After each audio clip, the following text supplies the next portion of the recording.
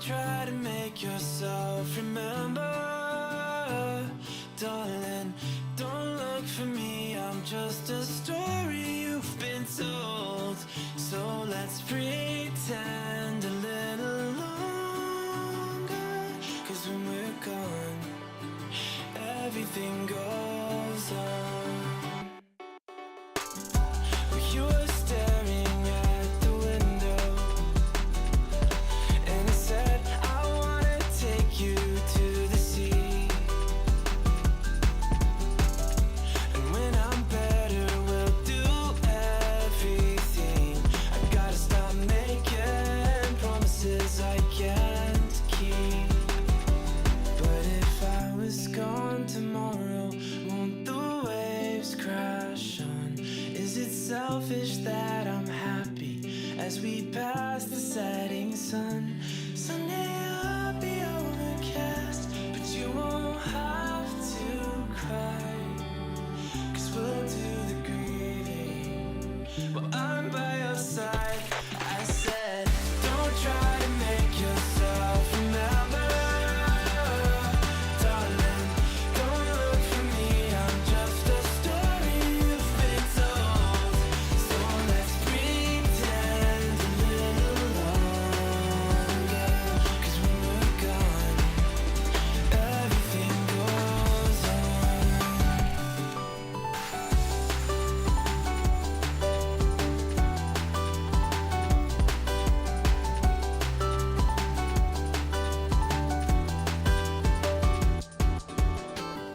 And I'm so scared of getting used to this. All the vines that keep you tethered in your room. Well, someday both of us are leaving here, but for now I'll just bring this sea to you. Will you meet me in the daylight like we did before? Then I felt you on my shoulder, and you weren't suffering anymore. You said, I'm sorry that you worried, but don't apologize. I told you to forget me, but you stayed by my side when I said, don't try to make yourself remember, darling. Don't look for me, I'm just a story you've been told. So let's pretend a little longer, and when we're gone, everything goes on.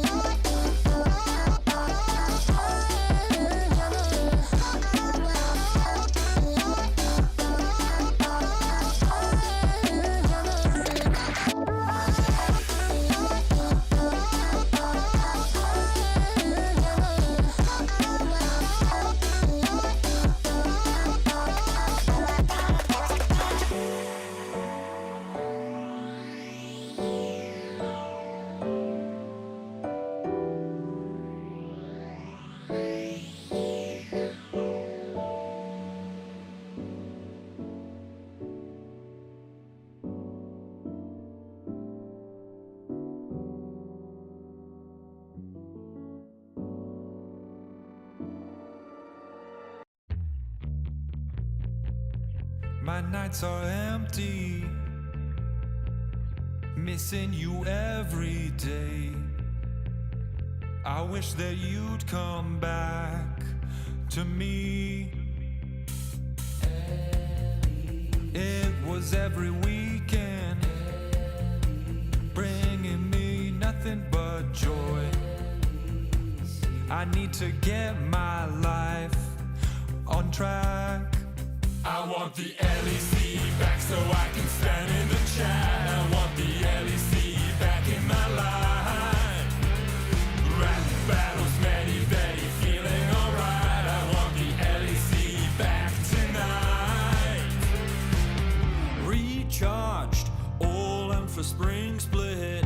Euphoria, I can start to feel it. It's time, at least he's gonna give me what I want. I wanna watch PGL and Ready Check 2. I wanna vote on Twitter and talk about who threw. I wanna flame on Reddit and tweet how I always knew. I want the LEC back so I can stand in the chat. I want the LEC back in my life. Rap battles, many, very feeling alright. I want the LEC back tonight.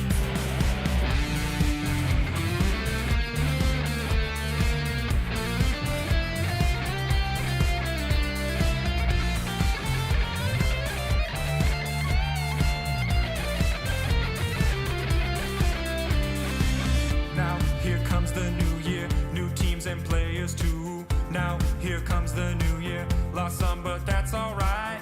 Now here comes the new year, we're getting ready for a long fight. I want the LEC back so I can stand in the chat. I want the LEC back in my life.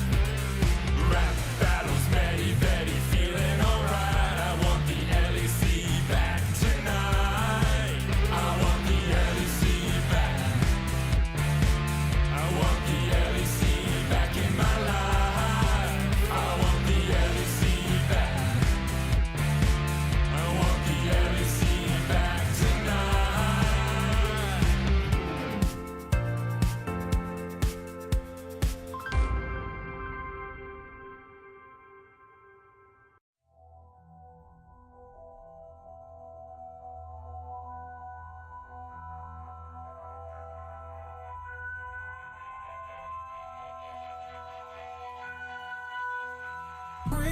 Heavy is the head that the crown sits on. Feel it weighing down on my shoulders. Rules are meant to break by the proudest ones. Money on my head cause I'm lawless. Taking no relate, walking down this road. I don't relate, being the same, ain't no debate. Cause rules are meant to break by the proudest ones. Didn't do recon, but they wanna lead him and guide him astray, then tip him off axis. I was in the belly of the beast, meanwhile they was cutting man deep like sickle or mantis. I've been winning off practice, not clout or digital captions. World's in madness, how am I gonna manifest greatness if I don't make actions? I don't need reasons, I just need money and power and stat lift. I don't wanna do it like that, that method's too underhanded. The big man said it ain't landing, never gonna profit off badness. Never got a dollar off sadness, but I've been sunk so I don't do sanctions. Heavy is the head that the crown sits on. Feel it weighing down on my shoulders. Rules are meant to break by the proudest ones. Money on my head cause I'm lawless. Taking no relate, walking down this road. I don't relate, being the same, ain't no debate. Cause rules are meant to break by the proudest ones. Came in this game with a serious killing instinct, man, I never did courses. Look at all the times in the past they rejected him, now they wanna imitate patterns and forces. Stone eye vision like Gorgons. Terrified look in his eye when he finally realised all of the weapons that he brought to the war ain't forming. I've been giving this heart and body and soul and mind and organs, knocked till my fingers bled. Now it's through skeleton keys and door kicks, treading with means and caution. Man, I had bellies to feed from morning. So if they start selling me dreams, I'm walking. Yeah, I was uncomfortable, man, I was scared. Looking for solace and they wasn't there. Now I'm a problem and they wouldn't dare. Yeah, yeah. Doubling down cause this game isn't fair. They loaded the dice, I came in prepared. Feeling it so out of body, I feel like I'm floating on air. How do you cope when they never gave you hope? Really left you in the cold, and it's weighing heavy on your soul. To be honest, I don't know. Either way, I had to grow. Get it together, whatever the weather, and carry that tribulation to the throne. Heavy is the head that the crown she's soon. Feel it weighing down on my shoulders. Shoes are meant to break, but the crowd is full. Money on my head, cause I'm lawless. Shaking on the lane, walking down this road. I'm out late, getting the same, ain't no debate. Cause shoes are meant to break, but the crowd is full.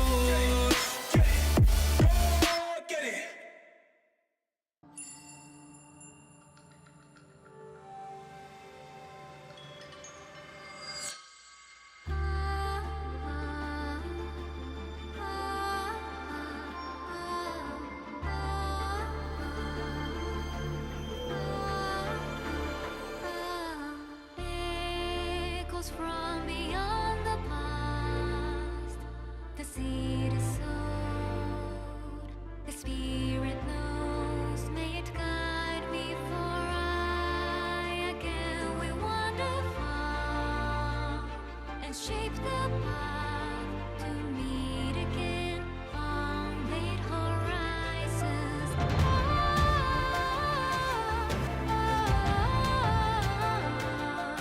The wind is calling your name, a whisper of the souls who never leave you.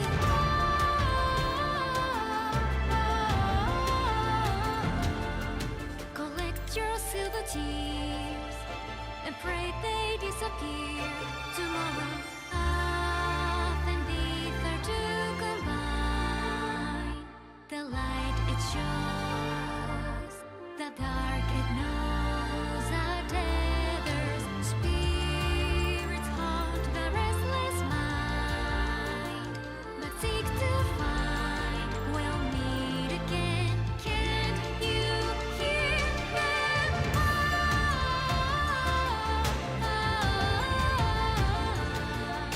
The wind is calling your name, a whisper of the souls who never leave us.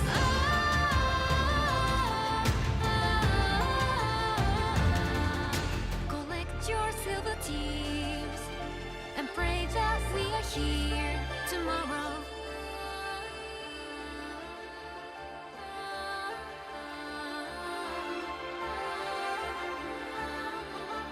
Can't you hear the call?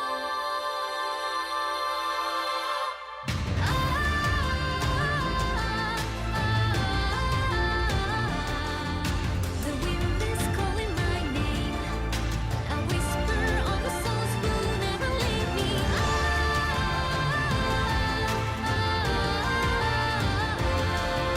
Collect your silver tears, pray I reappear tomorrow.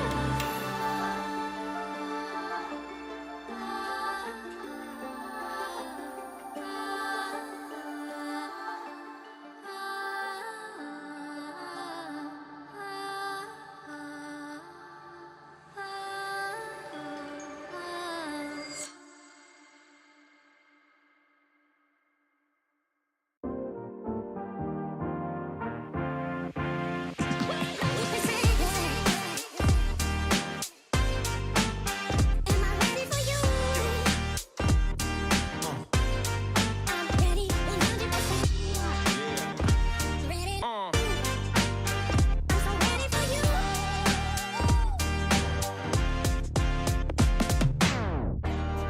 Yo, Am I ready for you? I'm ready 100%. Ready to move. I'm so ready for you.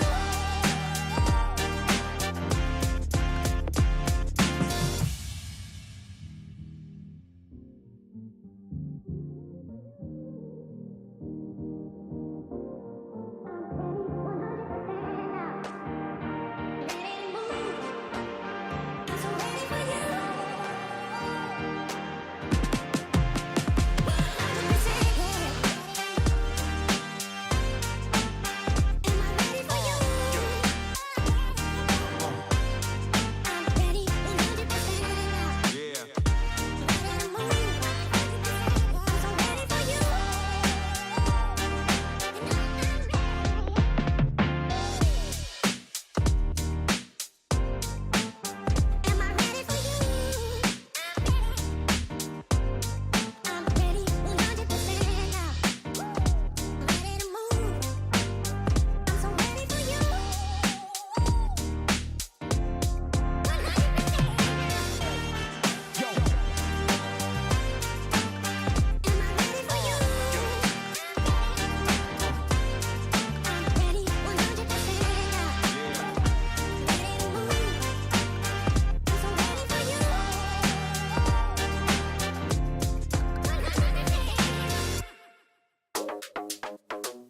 Let's go.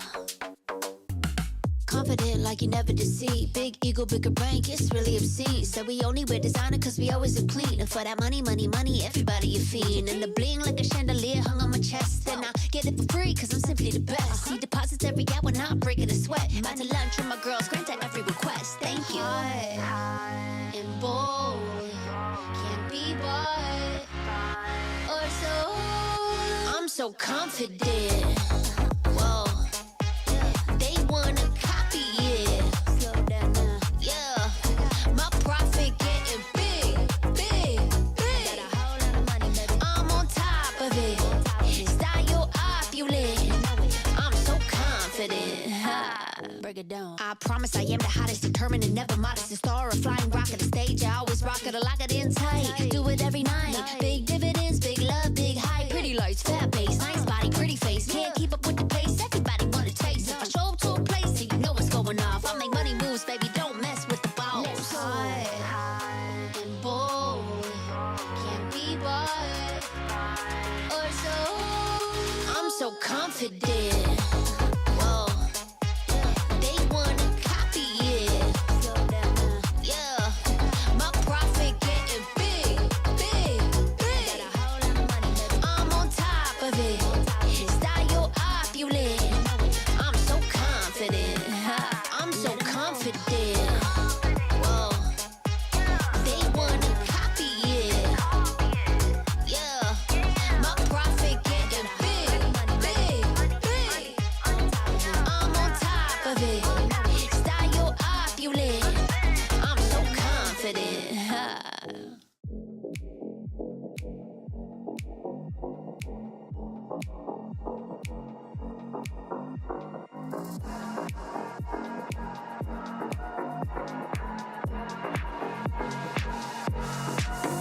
Time for a show. Show 'em how you outplay. Go and check the replay. Dubs like all day. Boy, you better know. Know that it might be just a little hyphy. Trying to call about these watches go. Cause the games are straight fight. Every team fight coming down to the wire. The whole world trying just to look like us. Take a look at your league. Wish you played like us. Now time to shook reality. You're facing a tragedy when the European legacy comes sucking down your pride to be. Those feelings of anxiety. The future you don't want to see. The wrath of our whole dynasty. It spells LEC.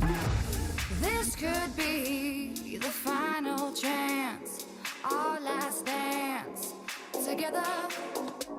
This could be the final chance, our last dance. Are you ready? Come on, dance with me, with the LEC. Come on, dance with me, let yourself be free. Come on, dance with me, with the LEC. Come on, dance with me, do that Pepe D. Talk that good shit. Boy, you better back it up. If you want the LPL, sorry, that's just not enough. Cause we got every team fighting lane flashbox. When they clash, you would never last less than 100. Bring your A game if you want to claim fame. That'd be your main aim, now you're in the right lane. Show up or shut up, no time for excuses. Can't take us serious, you're probably just useless. You want a shot at us, you can come get it. If you're just talking, then you can forget it. We're gonna blow up, we're on the rise. Euphoria, this is the vibe. We wear the clown nose and we wear the crown. Kings of the West, you know we hold it down. Like This could be the final chance, our last dance together. This could be the final chance, our last dance. Are you ready? Come on, dance with me, with the LEC. Come on, dance with me, let yourself be free. Come on, dance with me, with the LEC. Come on, dance with me, do that Pepe D. We've come a long way since the beginning. The dark days of double streams, vacation memes, now charged up and charging forward. We are the LEC. We can't be stopped, slowed, or suppressed. This tenacity is EU at its best. It's time for the LEC loyals to show their fandom. Put your hands together. This is your anthem. Come on, dance with me, with the LEC. Come on, dance with me, let yourself be free. Come on, dance with me, with the LEC. Come on, dance with me, do that Pepe D. Come on, dance with me, with the LEC. Come on, on, dance with me. Let yourself be free. Come on, dance with me. We're the LEC. Come on, dance with me. Do that Pepe.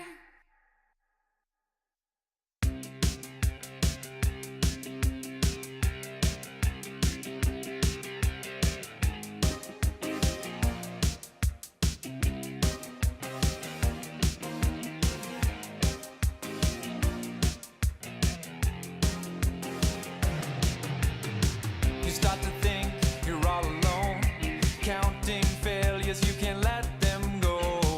I can tell you need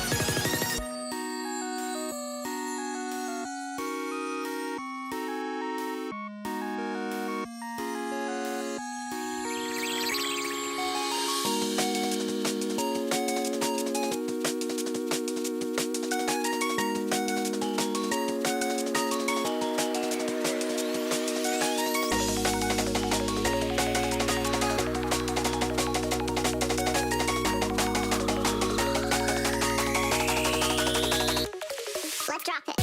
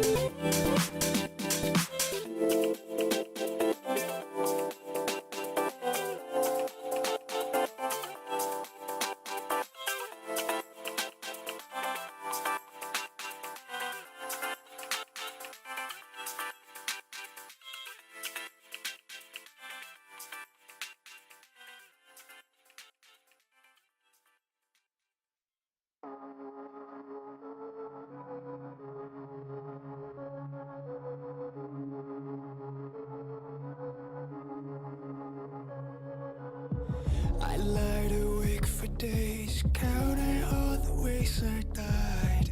Everything I couldn't save, buried down, still half alive. It's got me crawling in my skin, but no one's coming out to hold me close.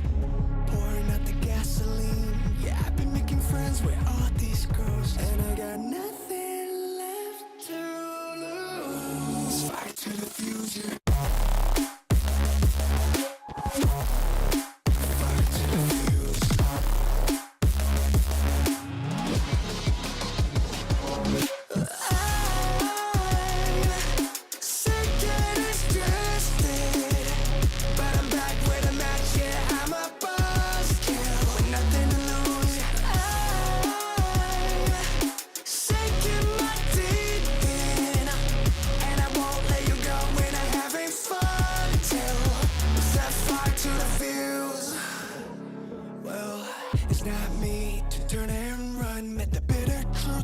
Choked it down, left a bad taste on my tongue, but my appetite's been growing now. I can see you crawling in your skin, but no one's coming out to hold you close.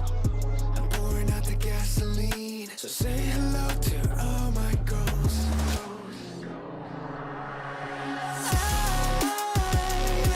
I say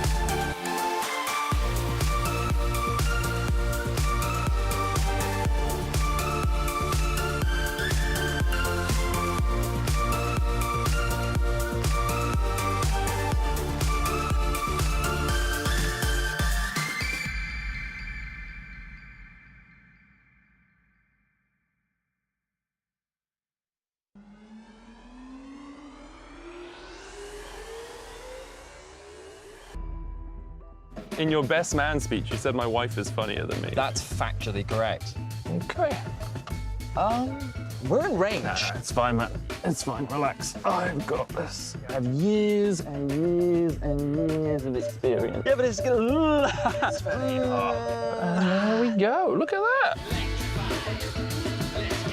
What are you so worried about? Oh,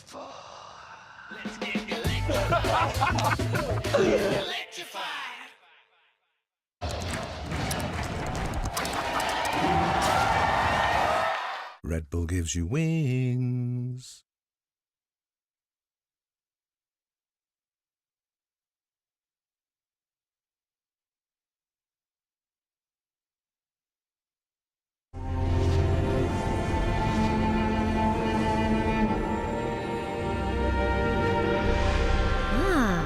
A new champion.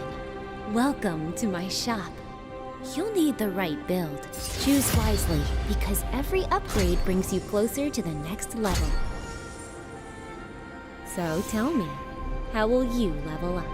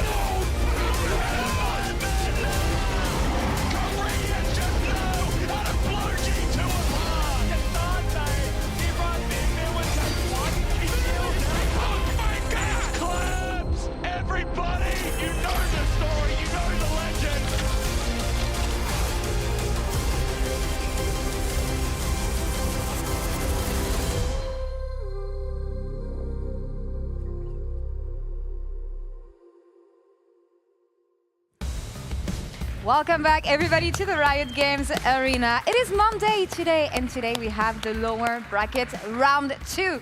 Another best of 5, and we had a lot of fun so far this weekend. So I expect nothing less as KC and GX are gonna play for the last spot. One team will go home tonight, and the other one will play for glory on the fight for MSI. Jack Spectra, Odo, how are you guys doing? I'm doing good, but I never would have expected this. I thought Vitality for What the hell happened? was gonna win yesterday, and if I were to do this again, I think KC would for sure win today, but now it feels like everything is off the table. Gentlemen, we are in the timeline where GX makes back-to-back top 4 finishes, and honestly, I'm so excited because they have been so clutch, they have been so good, they have set Vitality. I thought Vitality, this was the time for them after the 8-game win streak to make it into maybe top 2 and challenge for the title.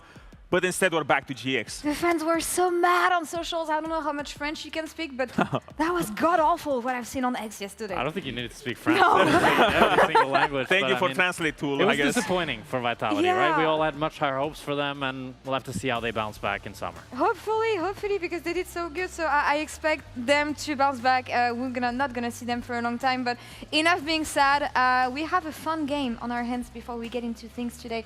As I played Guess Who with Yehu and Kana 2 days ago. So let's check it out. Yeah, that was fun. Yes, who would hear?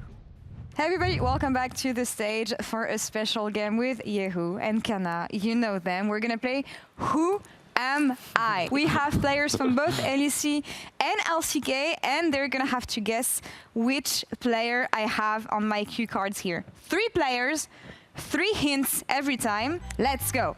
Player number 1. First hint. I have never been to Worlds. So all the players who have been to Worlds, go down. Hey, Thank you. I feel like I know. You feel like you know? You want to try? Yeah. Can Okay. I try? Yeah? Nang Nako. Not Nako. Nang Nako. Not Nako. Okay. Hey! Why? You want to try? Okay, I will try. Yeah. Kalist. Not Kellis. Okay. Okay. I was born in 2004. 2004? Yeah. Why is that? 2004? Birthdays. Yeah. 2004. 2004? Okay. Yeah. 2004. Oh, no. I know. Okay. Spongy. Yes. Oh my god. How did you know? Because my teammate, ex-teammate. Hey. Yeah, so easy. Yeah. Yeah. It's cheating. It's cheating. Yeah. Teammate advantage. Yeah. All right. Second one. Okay. I have 3 domestic titles. Domestic? I have 3 championship titles. 3 championship title. Yeah. 3 championship title? Only 3? Only Only more? 3. Only 3. No more. Okay. Okay. Can I try? You want? Okay. Hey, what? We'll try then. Bushio. It is Buzio. Huh? Really? It is Buzio. It's me! I'm so sorry, Yes, Kana. so What is the game? It's actually Buzio. Oh. Me, yeah. Cheating. Yeah, he's cheating, I think. Okay, last one. Last chance, Kana. Last chance. Last chance. Last chance is how much point? Is 3 points? Yes. All right. For a win it all and 3 points, last player. Winner Okay. takes it all. I have multiple MVP awards. Huh? Uh-huh. Say again, please. I have a lot of MVP awards. World MVP? After every split, there's MVP. Yeah, I know MVP. And this player has a lot of them. I love season MVP. Mm-hmm. Okay, I lot. know. Mm-hmm. Yeah, season MVP. Oh, okay. Come on, you got this. So much suspense. I got the pressure on Kana. Let's go. Okay, I'm ready. Faker? No. Not Faker. Okay. My turn. Okay, your turn. Okay. Chubby. Not Chovy. Oh. Okay. Okay, Second hint. Okay. I am famous for my Azir. What is Gear? What is Azir. Azir. Azir. Oh, me. No. What is Azir? Azir. Azir. Ah. Do you want to try? No. Yes. Me first. He said first. He said first. Hey. No, like Caesar face first. No. Okay, I you know what? first. Rock, paper, scissors. Yeah. Rock, paper, Caesar. Okay. Go. Azir. Uh-huh. BDD. BDD! JJ야! Kana wins it all in a clutch round 3. You can shake hands. You can shake hands. That was a great battle. Okay. I'm sorry, Yehu. Oh, okay, GG. Who wins? GG. He won. Why? Because we said for round 3, Last winner. chance. Last chance. But good efforts. Good efforts. Kana, good effort as well. That was the most chaotic segment that I've done with players. I'm surprised they're so competitive. great. I feel It like was really normally when fun. we do this, they're not that competitive, but they were like, They got so competitive. They got so competitive together, and they're going to be competitive on the Rift as well today, expectedly so. Guys, if you don't remember, at the beginning of the week, we established some demons for each teams that they had to fight and overcome in order to qualify and win games. So let's check where they are, shall we? And we just saw them. We saw two Guys of were the each demons, other's yeah. demons just now. We saw 2 of the KC demons actually, but no, I feel like, I mean, early game, they overcame that. KC's in the are really good early games. I also Yeah. think like when we talk about no in-game identity, it's more that they just haven't shown strengths consistently, right? And I think they are starting to build upon that. They've had great team fighting, and I think if they can just have a really clean best of 5 here, then the only real bad early games that they had was against G2, and G2 seemed to just be the best early game team. What about the identity though? The identity, well, it's still about. We wanted to see more. We wanted to see a little bit more from Kana, and I wanted to see a little bit more from Busia and Kalist being unleashed on the map. And even though Navi rolled over and kind of died in those early games, I still feel like they didn't give me enough to fully go in on the KC Stonks on the hype train, because I still feel like it's on Yike to facilitate that. But on the side of GX, they actually gave me stuff. But they still haven't actually overcome the final hurdle, right? Like this is the exact same spot. They were last split. It's still But that's the gate, hype. but it's still the gatekeepers, It's right? Like they hype. need to break into the top 3 and show that they can actually do it. So today is the day that they can defeat the demon. Exactly, All but right. yesterday they did give me a little bit more. They fell behind so damn much every single game, and the fact that they managed to clutch it in playoffs with backs against the wall, because realistically no one really cared about GX, because they always thought about, oh, it's just another GX split, they're gonna rock up to playoffs, they're not gonna make top 4. It was But a does fluke this last time. stat not worry you a bit? Whoa. It doesn't can look say- good. It does. It Actually, does. that's their comfort zone, I feel. But that's you the know? comfort zone. They said they lose scrims. They more often than not get in the situation where they're so far behind. All it takes is 3 games today where they're not 3K goal down at 20 minutes, and they already show that they are clutch with 3K goal down. Imagine what they can do when they're even, and all it takes is 3 games. And 3 games. I feel like when it comes to the early game, someone you want to look at, especially on the side of GX, is going to be Isma. Even if they fall short in the early game, you can trust that this guy is going to give Yike a run for his money. And actually, Jackie's had some strong words about his jungler yesterday. Feels like they're finally clicking together, but also he expects that he's going to be able to challenge Yike in that early game stage. I think if there is a win condition for GX, it's the mid jungle. Like how aggressively Isma plays and how much he can pressure Yike. And Yike as well as a jungler, I feel like if we see him fall behind, it can easily be the downfall for KC. And that's the danger about GX. They didn't really show it yesterday where Isma went on this little psycho mission to get an early game lead, but he has showed it to us so many times before that even all the teams out there, they do know that if it's someone who's going to take over a game on the GX side, it is Isma. Yeah, and that's something that like Yike should look out for, rather. I've talked to him ahead of the game. Let's see what he had to say. That's right, we're here. Pre-game interview. This is Yike, you know him. Thank you for joining me. You said 2 days ago that GX would make it, and they did in the end. Yeah, I mean, I thought GX was going to be better than Vitality. I feel like when I watched the Vitality series against Koi, they didn't look the same as like in regular, and Vitality did some good games, right? But GX looks like they just teamwork better. Yeah, and something that really surprised us and something that Jackie was talking about was the fact that his relationship with Isma actually got so much better. What do you think is special about Isma actually outside of the early game factor that he's really good at? Yeah, I mean, I feel like he's very aggressive. From all the other junglers, I feel like he's also consistent, but he's like aggressive in a way where other junglers are more like trying to be more careful, more consistent. But he doesn't really care so much about that. I feel like he just wants to be aggressive, make the invade plays, make the like game-winning plays, right? And I think sometimes it's very good. Sometimes it can also be bad, but I like that from him. How do you play around this?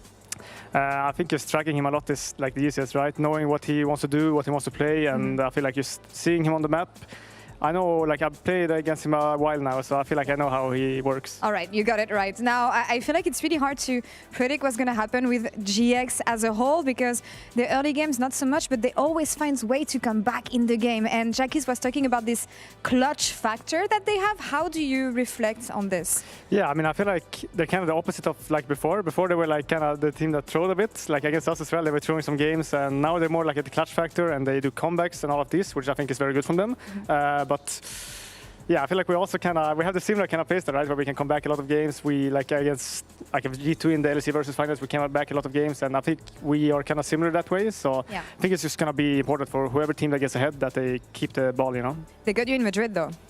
Yeah. How do you make sure it doesn't happen again? Oh yeah, that one was a bit sad. I don't know, just play better. Okay, play better. We'll focus on that one. Yeah, thank you so much. Thank you. And back to us here. There you go. Just play better. It's easy. And especially given the fact that Jackie's had some strong words yesterday about KC in PGL. So if you missed it, let's have a look at what the GX mid laner had to say about his opposition today. I mean, honestly, I feel like KC are kinda similar to Vitality. Like, they are also like, I feel like the full fist fight team. I don't feel like they are like doing anything special. They just click way better than everyone, and that's how they win. And I think in Madrid, it was like, yeah, again, it was actually similar to the series. We were behind every game, and then we win a fight, and we win the game. So it was legit similar to this, and I expect the same, and now it's going to be a best of 5. So again, I feel like anything can happen in the series. 3-0 both sides, or a 3-2, or a 3-1. I mean, that's usually how it goes, but... It does go like that, and it is going to be about that clutchness, as he says, because it's going to be one team fight, regardless of what happens. That's going to be the thing that seals the deal. I mean, gold lead don't matter.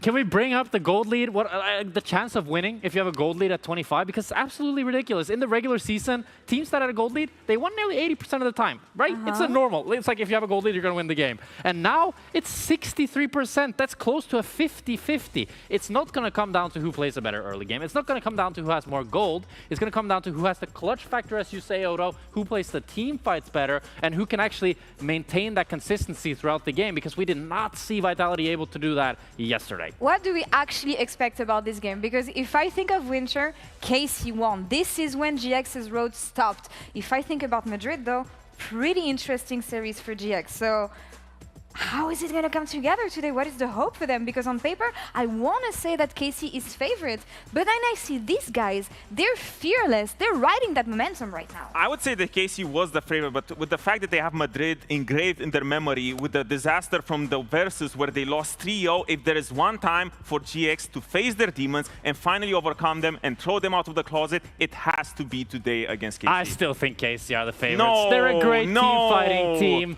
They've shown the consistency. Live a little, Jax. It's the Cinderella story. KC are going to win 3-1. You know what? I'm going to go check in with the GX top laner. Tell me, Lord. He made a lot of things happen Tell me, yesterday, Lord. you know? Yeah, I mean, playing the Olaf, having fun with it. And honestly, GX has been about having fun lately. So I want to ask you, what is your quote of the day? What is your inspirational quote of the day? Just fight. Just fight? Yeah. Like yesterday? Olaf, still? Or no? Of course. Yeah. I mean, I'm not scared to pick it up inside. Right. So theoretically, yesterday you beat the MVP. So it should be easier against Kana, right? Should be. All right.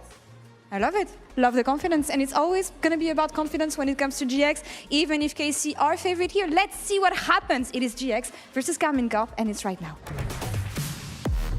It's another Spain versus France, but not as you know it, as GX make their way to the top 4, but can they go further? Elimination series, best of 5, and KC are back on our screens as well. And yesterday was a doozy, I have to say. I have still not fully recovered of what was Vitality versus GX. But hey, a GX win's a GX win, and they did massively earn it with a star performance from Jackie. Based on what happened yesterday, you wouldn't expect it to be a 3-0 result. No. Absolutely. Not at all. But the truth is, I think based on the games yesterday, Giant X are heavy underdogs coming into this matchup, especially if we contrast it to Saturday, where KC, their ability to build those early leads, it felt monstrous and very difficult to fight against. But the reality is, as the desk was saying, it feels like throw central here in the LEC. And that's what I was going to say. If you contrast it to their regular season, I mean, it was Giant X who beat Carmine Corp in a somewhat similar manner to yesterday, where they were playing well in the mid game. They found a bunch of fights. They were able to find the success, and not quite the same leads that Vitality had garnered, but still, it seems like Giant X have kind of started to put the boot down in the mid game and say this game's ours. So I think Karmine Corp definitely going to have to keep their eyes out for this Giant X that is improving a lot on some of the factors that were major issues this time last year.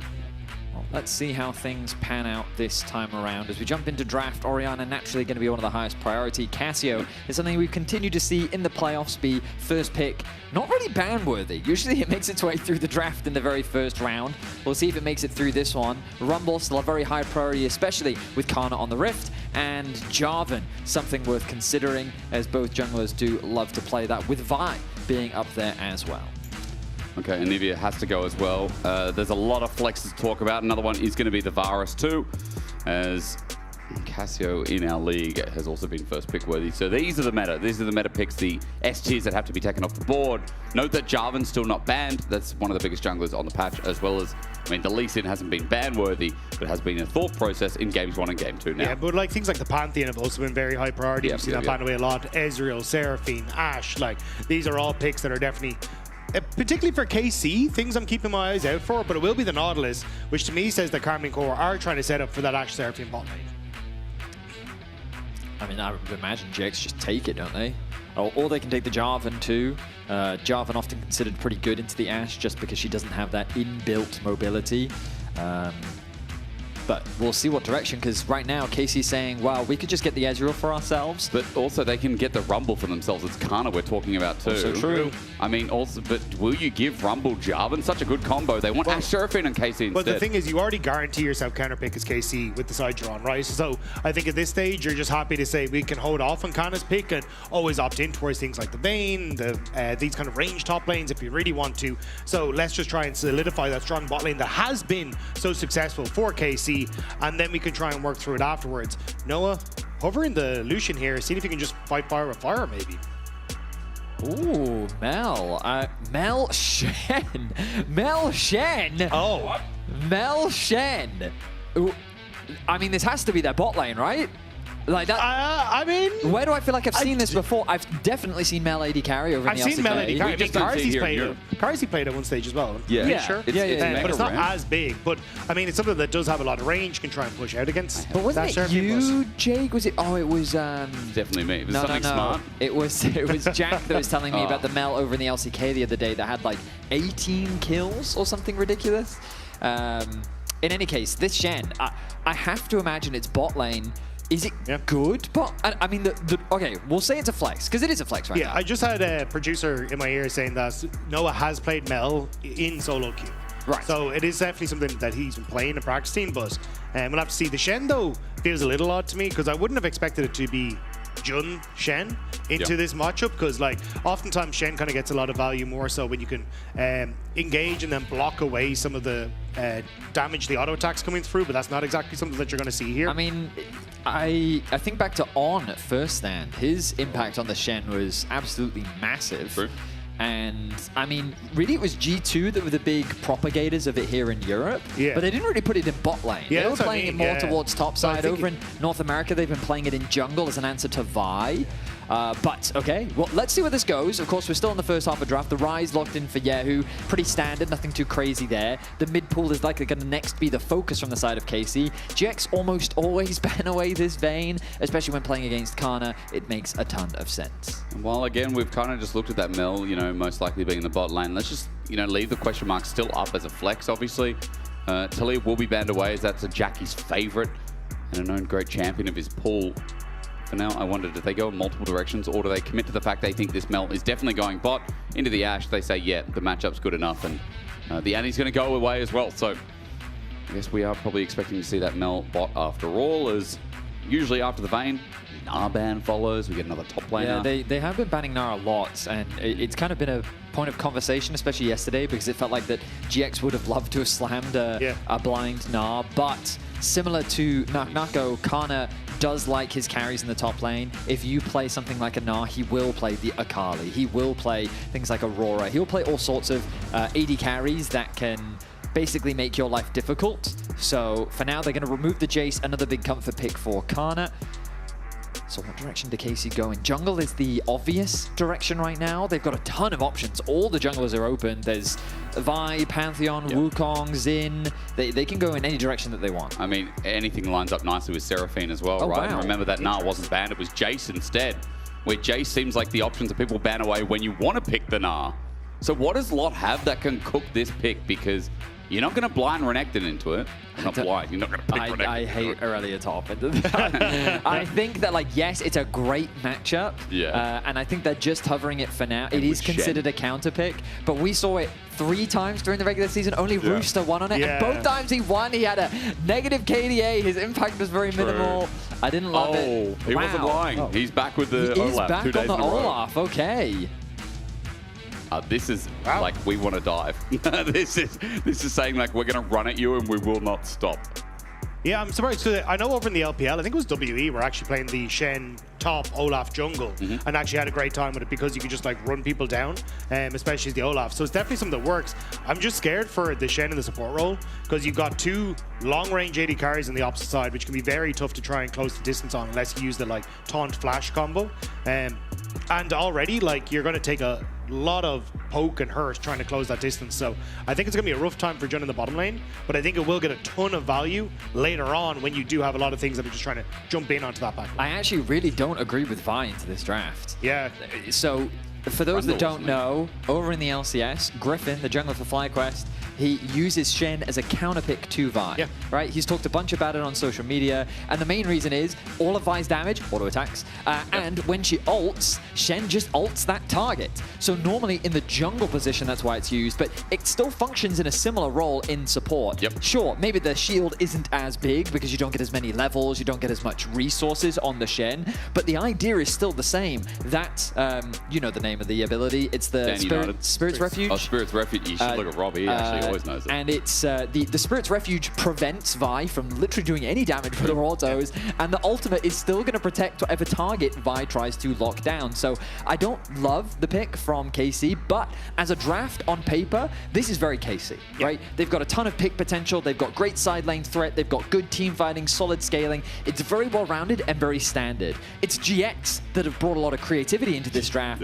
with a lot of range. Azir plus Mel, you've got a ton of poke, a ton of backline threat that can hit you from afar. The question is this going to be enough to contest against the more traditional draft we got from KC? Yeah, it does feel a little awkward though, where it's like Olaf, Jarvan, Shen want to kind of go in, whereas Mel and Nazir kind of want to try and keep that distance. So it does feel a little awkward in my eyes, but we'll have to see how this one's going to plan out as we start to get in towards game 1 of the day. Remember, this game 1, this only best of 5 you'll see here tonight on a Monday night is elimination. Loser goes home, no chance at MSI, no run through the lower bracket. Winner goes on to versus MKOI. And a lot of the fans expecting it's going to be KC that run against MKOI again for another grudge match, another Ebi versus Komedo shenanigan. We don't know at this point. I mean, GX are a bit of a surprise, but also that is because yesterday, and to take credit away from them, our first seed got knocked down 3-0 against them. No, I mean, let's just be honest, okay? I always am. You have the gold graphs for us. Would you like to see it? Yeah, so let's show the audience at home those gold graphs. Because GX's early game, it was rough, okay? And so the orange line versus Vitality is the early games of GX. And you can see how it was struggling. It was bad, below right? 5K They fell behind a lot, and the way they came back was punishing the mistakes of Vitality. Vitality was super over-eager. They made way too many aggressive plays. Lot's going to commit his ghost to this. I don't think he has any real kill threat. But the whole point, if you contrast that to KC, their early games were spectacular, right? They were able to get early leads. They held on to those leads. And game 4 was... Sorry, they did end up losing. Yeah, they did end up losing a game, even with a lead. But their ability to build those early leads was extremely consistent in their first series against Na'Vi. Yeah, and I think that's why I kind of like coming into this. I'm looking at KC to see if he can get that same level of early game pressure, because I think that was the most impressive part. Busio rotating around the map, working so well with Yike. It really felt like that dynamic duo was backfiring in all cylinders, and it was a pleasure to see. So I think for Giant X, that's where they have the work cut out for them. And I'm wondering if that's basically kind of the idea that they want to try and work with here with the Noah and Jump bot lane that they picked, because I assume Mel is just going to be fine to, after a couple of items, just continue to clear out this bottom side. But for the moment, this is painful. But if you can eventually get to that point, it's really hard to dive the Mel because she's got the reflect, especially for like Seraphine and Ashe. And then Shen can roam around the map and have his level 6 to try and get back towards Null if needs be. So maybe it just becomes Jun basically playing River Shen for a bit. Yeah. Could be the idea here. Now, yesterday, Vitality put a lot of pressure onto Lot.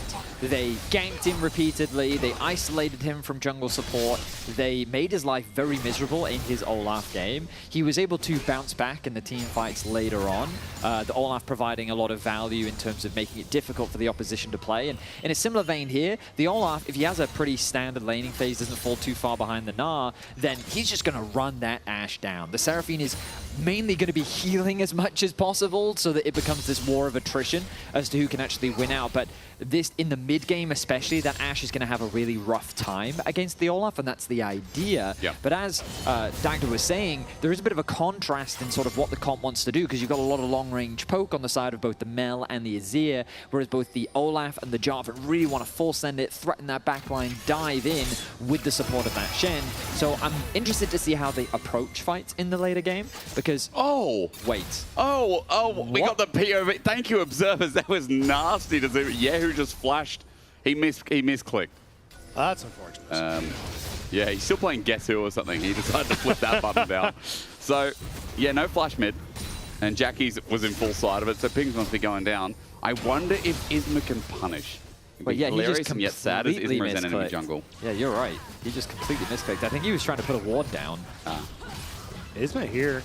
Not much help that can come across, though. The flag and drag, maybe at the tip, just to find this. Just to steal? Yeah. No. Vedius was watching back the flash again if you're wondering why he's laughing. Yeah, he just put a ward down, flashed. As you do. This is... Well, I suppose Yehu's super low in the mid lane, so Jackie's trading well. Guess what? He's got no flash. He's level 5. Isma flag and drag dead. If he had flash, would it make a difference? I don't know. But as Isma uses his own, he gets out and first blood goes to GX. I mean, it definitely would have made a difference. He would have been able to survive. Yike might be able to get the kill on the other side, though. Looks for that Q, or rather auto attack. Flag and drag out from Isma. He burns his flash before. Yike burned his flash then. Flash for junglers, but Isma survives. Great play from Jackie's in the mid lane, though, because as Isma went for the invade, Jackie's immediately hard traded in the mid to get Kiehu as low as possible. And then a follow-up immediately from Isma. So nicely done by Giant X, because I was going to say, Isma's wasted a lot of time here to not get much, but gets the first blood. Getting getting Azir ahead early is also fantastic for the matchup. Azir often struggles to always gain push against the Rise. Usually early on, he can help get that priority. His wave clear is a little bit faster. But as soon as you get that Nash's Tooth, your wave clear improves significantly for the Azir. So the quicker you get it, the faster you can match that Rise. And also it just becomes harder for him to roam. We can see Yehu on that first roam of the game. Hovering around top lane, doesn't have the level 6 though. Will they still threaten the dive? I mean, Yike is here as well. 3 people might be enough, especially without Ragnarok available. XP bar, Lot needs a minion, gets it. Now he's going to be invulnerable. Isma's this is here. a problem. You said Isma's coming in. He pops the ulti straight away. Has to survive. A lot of damage down, though. And the shield as well. It's enough. The flash undertow. He's got one. And he's running out. Lot's done his job. Yike drops to Isma as well. And you don't dive an Olaf when he can negate CC. Isma makes the run to top lane and manages to save Lot. A huge turnaround for Giant X. That's 3 kills already. I mean, GX is just punishing the mistakes of KC. It is a rerun of yesterday, where KC is trying to make stuff happen on the map, and GX is simply shutting it down. They punish the flashless mid laner. Olaf was invulnerable. Let's get a replay of that top lane play if we can, because, I mean, I like the idea. They want to mimic what Vitality did. Shut this Olaf down, make it hard for him in the mid game. It's going to be harder and harder for him to play in the late game. And so if you can get him behind early, that's fantastic. But the dive just goes awry. The shield from Lot's W giving so much value there. But also the fact, like, it was telegraphed to all hell. Like, you're sitting on a ward as Yehu when you're roam top because there's a ward in that picks up rush. So they already kind of knew on Giant X side that there was some sort of play going to happen top lane, which gave Lot all the time in the world to try and prepare for it. And fair dues to him. He played that basically as perfectly as he needed to. So already, I think Giant X are in a fantastic spot going forward in this game. Just It just feels like, you know, when we first got more and more Cassantes and we got more Psalm with more health in the meta, and people kept diving these tanks, and you're like, oh, I don't know how this one's going to go. Seeing an Olaf hit 6, I think I'd be like, yo, let's call the dive off. But KC, big mistake, big blunder, topside giving over 2 more kills.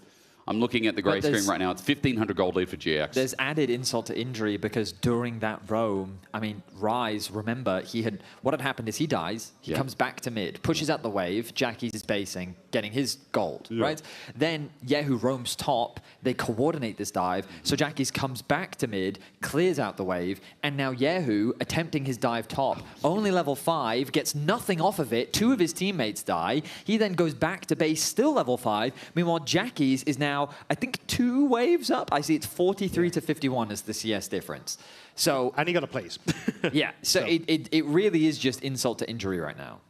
And by the way, just a quick note on why we're paused. The studio lights were too bright. So some of the players have, I believe, a KC side, too bright on the lights.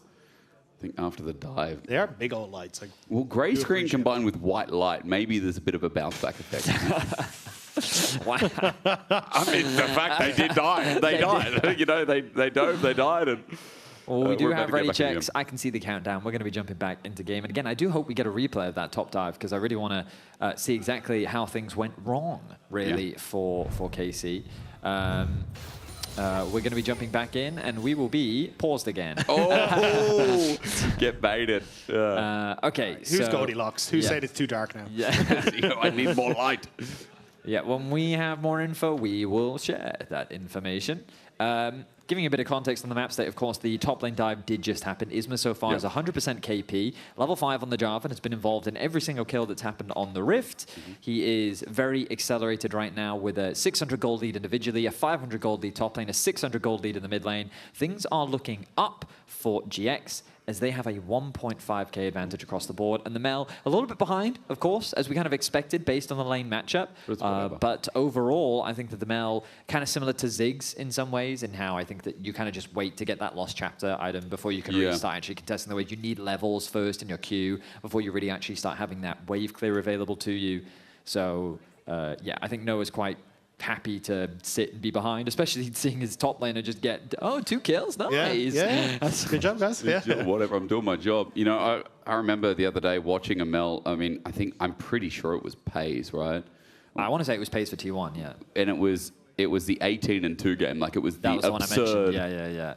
Yeah, disgusting game. I didn't actually watch that game. Jack just told me about it. He said it was one of the most disgusting games he'd seen in a while. But it does feel like, again, like it's been used a lot. I've just been given an update, by the way. We have an in-game camera. It wasn't able to be moved after the pause. It's a known bug in the client. So the client has been restarted. We are resuming now. So again, reiteration, it's moved after a pause, but it is a known bug with the client camera. So he's hoping that fixes it. I can see the countdowns, probably just doing a quick unpause to see if everything's ready. And given the players are moving, it looks like we are good to go. Oh, we're back. Okay. And pause. No. Okay, we fixed it. We're done. We're through. Dragon's going to start. Yike is going to commit to the spot side. Jun is already moving about a bit. Remember what Vetti's point was in the pause. It's a 10 CS lead through mid. It's Jackie's being able to get the plate. It's Jackie's all-inning on a Rise who has no flash Shadow Dash as well. Yehu tries to get out of the realm wall, but he's dead. Punishing the Rise flash. I mean, Yehu's died twice now because he burnt that flash as a mistake. So he dies in mid lane. He pushes mid, roams to top, goes back to base, comes back to mid, dies again. It is so devastating for Yehu. He is a full level behind Jackie's right now. He is nowhere near completing that Rod of Ages, so that XP gap is going to stay that way for a while. The Azir is so accelerated as well, sitting at a 2-0-0 scoreline. I mean, Jackie's is in a fantastic position, and we only have to look at yesterday to remind ourselves of how strong of a performance Jackie's had. He was popping off in the series versus Vitality. Oh, you'd love to see some stats, wouldn't you, Betty? Get ready. I mean, as even the last time these two teams faced up, Jackie's was incredibly impressive. His RE, his charms were incredibly clutch, especially in that game 3, to get Giant X across the finish line. And I really do think he's stepping up to be the player that was kind of promised. I mean, you were joking about it yesterday saying he was the algorithm kid, but in a lot of ways, like, he was a promised up-and-coming star, and we're finally getting to see that. It feels like coming to fruition this place. Absolutely, very much agree. Well, the first dragon of the game did go over to KC, so a small win for them here in the early game as things in the middle lane seem to be going dark at the top side of the map, really. On the roam once again for Jun. Let's see what he can make happen. This may be. Arrow's going to land from downtown. Bucio launches a bit of damage, but can't really follow up too much on Yikes. So commitment pulled back here from KC. Arrow now down, gives a bit of leverage here to the side of GX as well. As Mega Knight used by Kana, or rather just the transform. Still holds on to the ulti. Lot takes a bit of damage, but this is comfort zone for Olaf, sitting around half HP. Yeah, Lot is basically trying to bait a little bit for Kana to go in, because Jun is sitting very close to level 6. He's on that mid wave trying to just hit it now. So I think the call was, hey, can we try and get this level 6 for Jun and have that all in on the top side? But not going to be the case. Kana just playing enough to push Lot back, but not looking for the all in. This is level 5, but Jackie's already used his commit. In saying that, he does have his ulti back up and available again. Jun did burn his flash with the Shadow Dash, so the engage to close the gap won't be there. Lucio just tags him off while Jun stands his ground and adds a bit of pressure to the KC bottom lane here. Grubs are up, that's the next focus, while Isma's already started that and completing that himself with all 3 to GX. Remember, there's still 2,000 gold in the lead, so despite that dragon, it has been a very successful early game for the red side. Absolutely. GX should be very happy with their position on the map right now.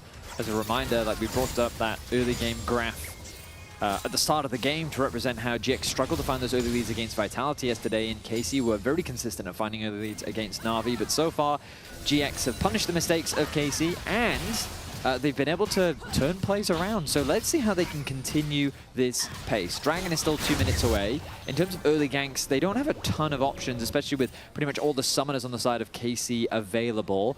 Kallis Arrow is just now coming off cooldown, so KC could consider looking for a pick.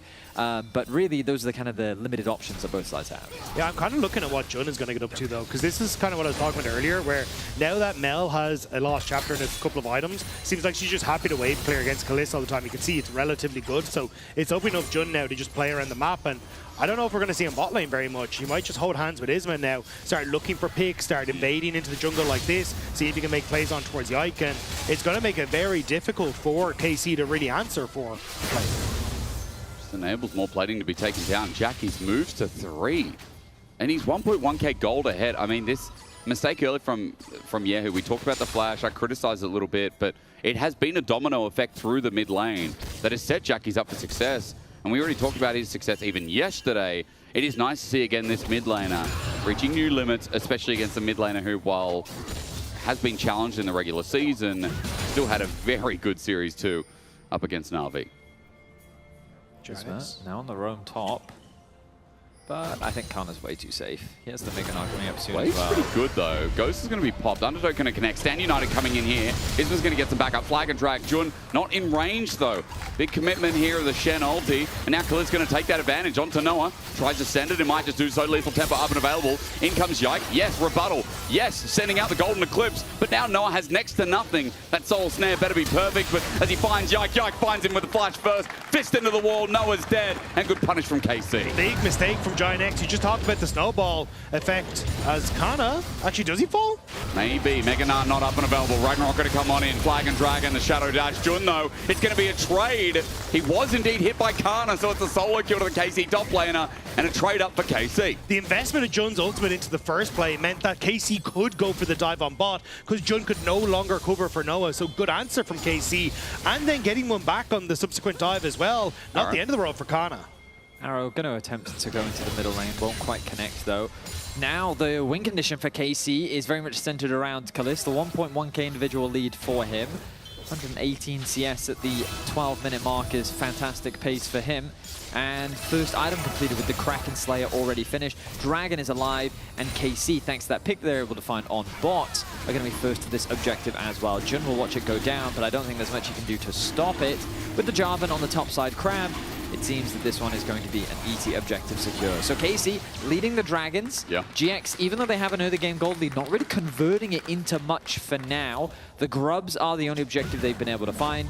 Knowing that the junglers on the bot side, they may consider a top dive. Oh, nice damage from Lods. Yeah, very like mines. A Stride Breaker, that's the upgrade here from Lot against a ranged top lane. It always feels good in melee when you're able to close the gap and stick on top of your opponent. Does he use a hop out? Does he not have it for the 10 seconds? Who knows? But so far, Lot doing good in the trades as he's cresting upon a 1,000 gold lead himself. As Lucio gets a solar snare, Golden Eclipse, free kill. He decided to go traveling through the jungle, and the jungle fought back. I don't think he's expecting and basically anyone to be there. They spotted Isma on that top side and was like, oh, great, I can go for the invade. Jun has kind of been roaming around hand in hand with Isma, so taking a bit of a risk, and it comes back to bite him.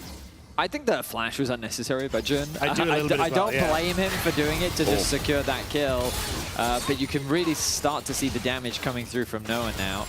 With the Luden's Echo completed, he is hitting like a truck, and finding that pick reduces that gold gap that exists between the two AD carry players. And yeah, I mean, GX still in a solid position here. I expect this Herald to be a big point of contention for them. If they can use it, they can maybe break open that mid-tier 1, which Jackies has already done a fantastic job of chipping away at. It's very, very low. He's been doing superbly in this 1v1 matchup with the 20 CS lead of his own. The Nash's Tooth completed a while ago, already working towards what I imagine will be a rocket belt, as we often see on Azir's second. Collapse from Giant X on towards the top side. They really want to get that outer turret. KC basically abandoning it, just trying to put pressure on that mid lane. And there was a ward that was sitting in that bush just up in top lane, in the lane itself, that was able to spot out if KC were going to re-enter in that top lane. So I think that's why Giant X just all in very quickly and being able to take that top tower. But you can see kind of difficult against Noah to really get these waves pushed in. Now, we'll still get Gnar to collapse that bot wave, but still advantage for Giant X. GX is quite ahead on tempo right now, so they can just keep pushing top lane. They know that it's only the Gnar on bot. The rotation can't happen from KC towards this top tower. Yehu being isolated, he's at a real risk of getting dived, so he has to play ultra safe. So I think this is a net win for GX. They committed 2 people top, they rotated their bot lane into mid. Kana on the cross map just can't push as fast, and Yehu doesn't quite have the wave clear. Oh, but the Grub's gonna come in clutch. Yeah, mega clutch. Again, 2 times this weekend, and then we go in a turret down. Now the TP. 3,000 gold TP. You said the match going down to the bottom side. This might actually be an angle instead. Lot can pick, but Kana's obviously the real target. Waiting over the wall, Stride Breaker gets him. Kana thinking about where he can hop to. He finally gets over the wall, but Stand United being committed. Lot flashes in to give the Shen an angle, but Shadow Dash doesn't connect. Mega Knight buys some time. It's a whiff from GX. Yes, Kana. He gets the trade in the end as he dies, but Kaliss now free firing. He's managed to get the hell out of dodge, and it could have gone a lot worse for GX, but a 1-for-1 is how it'll end. What a commitment from GX in a 3 versus 4, but they turn it into a 1-for-1. I am very impressed that they were able to make that work. It felt like such an over-ambitious play, but they end up making the magic happen. And it starts with Lot leveraging the Fog of War, catches Kana off guard. They should have seen the TP coming, but this flash, that was crazy. Shen angle. Yeah, I mean, he didn't end up getting much off the back of it. And then, as you say, the Shen not being able to follow up with the Shadow Dash really put a bit of a dent in the works. Now, at least they do end up trading 1-for-1, and they get control over mid, so should be able to get this tower in this push as well. They also get Shen. I mean, I will say, Shen ult, though, 1:30 till Drake. Jun doesn't have that versatility. Shen ult early is like 2 minutes something. Yeah, so. but he is running the red tree, so should have access to the reduced ultimate cooldown. And also he runs the, whenever you dash, you get increased lethality as well. So no, the important I play a little bit of Shen. But yeah, I like you mentioning Ultimate Hunter at the very least to be the assumption there, because 4 assists already. I see it half the way on the cooldown. So yeah, it is a lot quicker than you think at this point in the game. Without anything of the sort. GX going to start the Herald for now, though, talking about objectives. This would be the second objective of the game outside of turrets for GX, outside of the Grubs, of course. But 45 seconds for Drake is the big one here. And we'll see how Herald gets used to make leverage on this map, because GX already opened up all the way through top up to the inhibitor turret.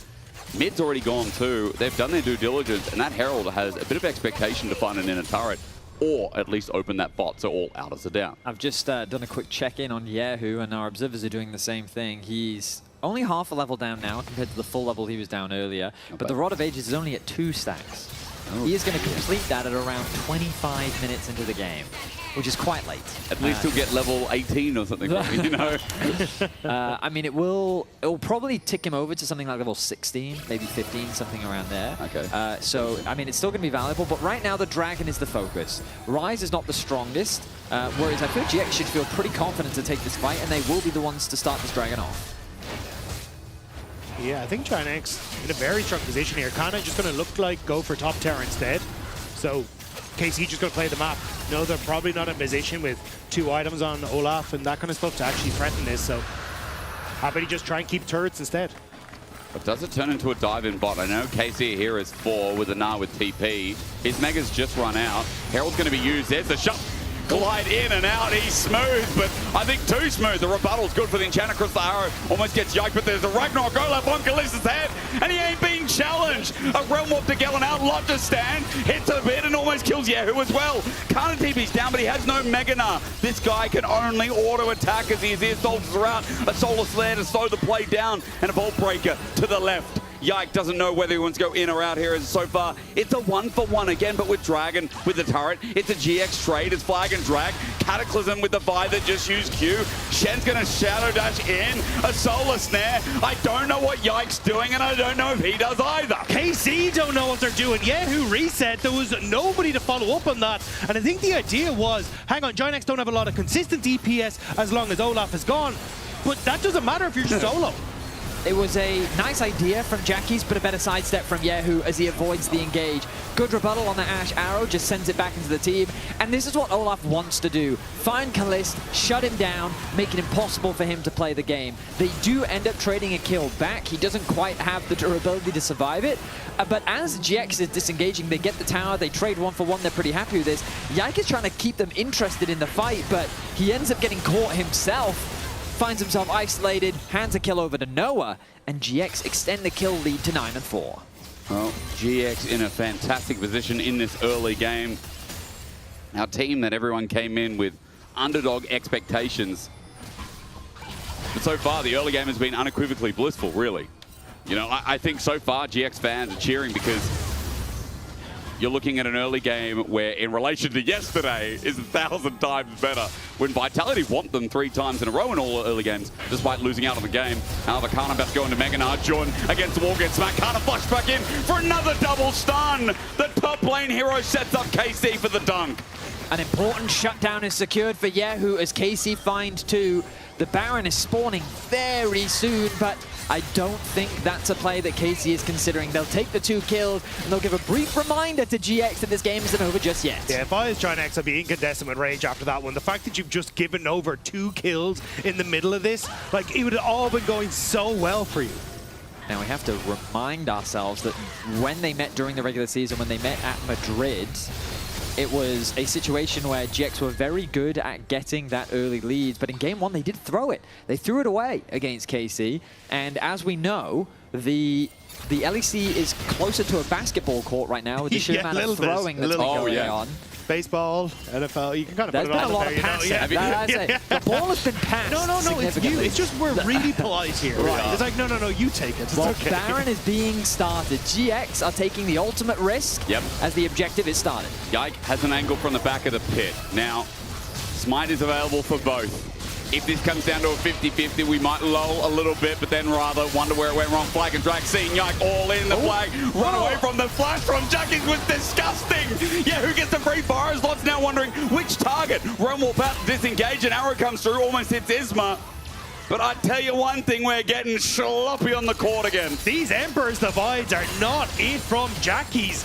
They have cost Giant X, and now KC are starting to pick up this gold. And what had started off with Giant X looking so strong has now disappeared. You guys seen Like Mike as a kid? It's just like if Azir just didn't have the magic shoes. You know, right now he's looking like Mike without. He's going to go for the slam dunk. Isma's the one that sets it up, connects the EQ, doesn't quite find the knockup, but he ults, and then Jackies doesn't quite get the ulti. Then he tries to flash as quickly as possible, gets rooted in place, flashes into a wall, hands a kill over to KC. They stop the Baron. They realize that going for the Baron themselves would just be a risk. Just take the control first. I don't want to do that shit. I mean, very fair. I mean, I agree. Take the control first. It didn't look like that was an Isma play. It was Noah that actually started that off. I want to say it was with Jackies. Forcing the Baron was incredibly risky, but now the Dragon on its way to return to the Rift. And KC, I mean, they're feeling a lot more confident now with 2 items being completed across the board. That Rod of Age is getting closer to being finished for Yahoo. And what was a big gap between the 2 mid laners has now shrunk significantly.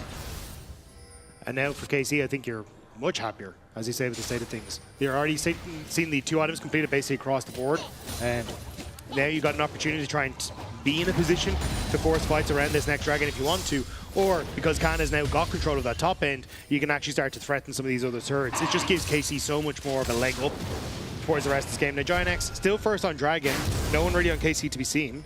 I think they've agreed that because they're 2 dragons to 1, they can just concede this one. I agree, it's just I was more expecting that I'd see Noah and, Kalista and Lucio move up towards that top side, meet with Kana on the wave and try and put pressure into tier 2 or trade something on the map, because at the moment they're not really getting anything. It seems like their focus is very much just stealing away whatever camps they can get. You can see Kana taking away these Krugs in the top lane. They got the push out in mid. They've got a bit of vision as well, littered around the top side jungle, just a little bit to give them that information. And it seems very much that, all right, we're close to X, we're close to Y. Let's just focus on getting whatever farm we can. Let's not overextend. And they're not really giving GX any room to find a play anywhere on the map.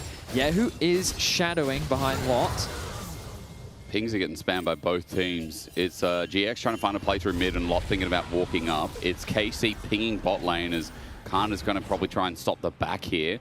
Lot does cancel it himself though as GX are hovering in fog of war to see if Busio would step up, or even Kalist if he shows.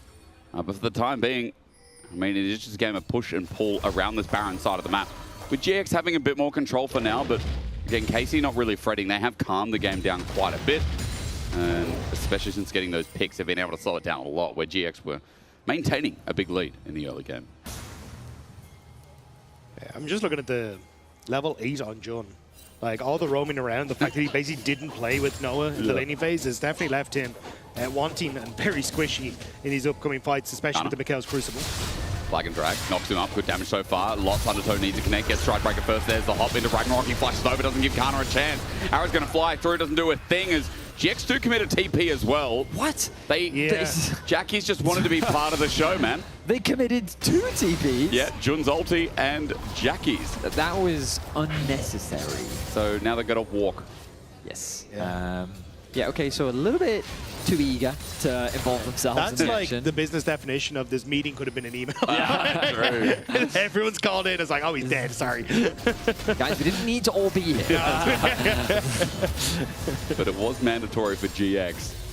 Baron's still the thought. KC puts some vision down before getting forced out of the area. Kana's up in 10. There's the all-in. Jackie's does get the flash this time. That was probably his best Emperor's Divide as Busio uses a summoner. We'll be happy with that one, but now unavailable.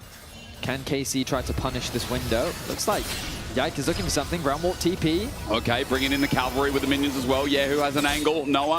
Is he going to be found? He is. He's going to be flash, cease and desist. No chance. KC get the bottom laner. Noah caught napping, and Baron now exposed. That is an easy start for KC. Yeah, they were basically punishing the fact that Olaf was on bot side, knew there was a numbers advantage for KC. Now, Kanes might get the steal. TP. KC pulling off. He's TPing on a ward, though. He Ragnaroks, he sprints at everyone. Lot on Busio. Will find him. On-court doesn't affect him. Wait, single-handedly. Lot's now onto Yike as well. He will not be CC immune for much longer as Kana went to the back line as well. Onto Jackie's now finding the damage. Here's Yike with the help out, but yeah, who has to flush away from Lot. Undertow won't connect. It's a good effort from the top laner at GX, but KC still went out. Low health bars, but not low enough to stop this Baron part 2. KC punish the positioning of GX beautifully. It's Noah that gets caught out initially. A lot of the damage disappears, and then they force GX into a difficult decision. They then navigate the fight, leveraging their range, leveraging their CC, and they pick GX apart. Yeah, you can see as this fight ends up coming through here. So immediately you get the Ragnarok. Kana does a great job of getting them smacked into the wall. And yeah, who's just in a good spot to follow up on a lot of the damage. Jackie does a really good job of dodging here. Dodge with the flash, the rocket belt, and then sidestepping Kana, but it's just not enough. KC in a really solid position, and Yehu being able to flash away at the end, keeping himself alive, means they've enough to finish let me out the create space for you. They can legit do nothing to me. Like. True. I mean, that's what we saw in the back of the fight. That's why I was so focused on Lot, because I thought that he was going to single-handedly carry it. Well, I thought he would turn his attention onto Kalist, but instead he chose to take the easier kill in Busio, who had no flash available. Yeah. Kalist then, though, left a free hit at the end of that fight, was able to find the outplay. But now it's KC with the Baron. And it's a situation very reminiscent of what we saw during that final matchup in the regular season, where GX in game 1 got that early lead, but if you make one too many mistakes, KC is the type of team that will punish you. They will find those angles of attack, and now they're looking to begin the siege of their own as they chip away at the tier 2 tower. They're going to own the mid lane in the meanwhile. Watch to see if Kana moves. Then a turret goes down as Yike shadows from the wings. Stun turret will help Jackie defend the rest of his Baron buff pushes. 1 minute 40. KC have a timer on the reset to then move for this dragon if they so choose. It would be number 3. GX is trying to move into position, but the side lanes are starting to be a problem.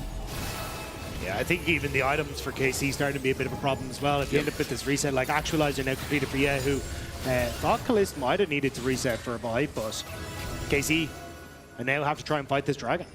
Yeah, just picked up by Yike as well. GX at least have the positional advantage here in River. Ward's being cleared out. Fog of War, thank you, observers. Yike will have to check this. But Kalist can press E instead. Jackie sends it early again.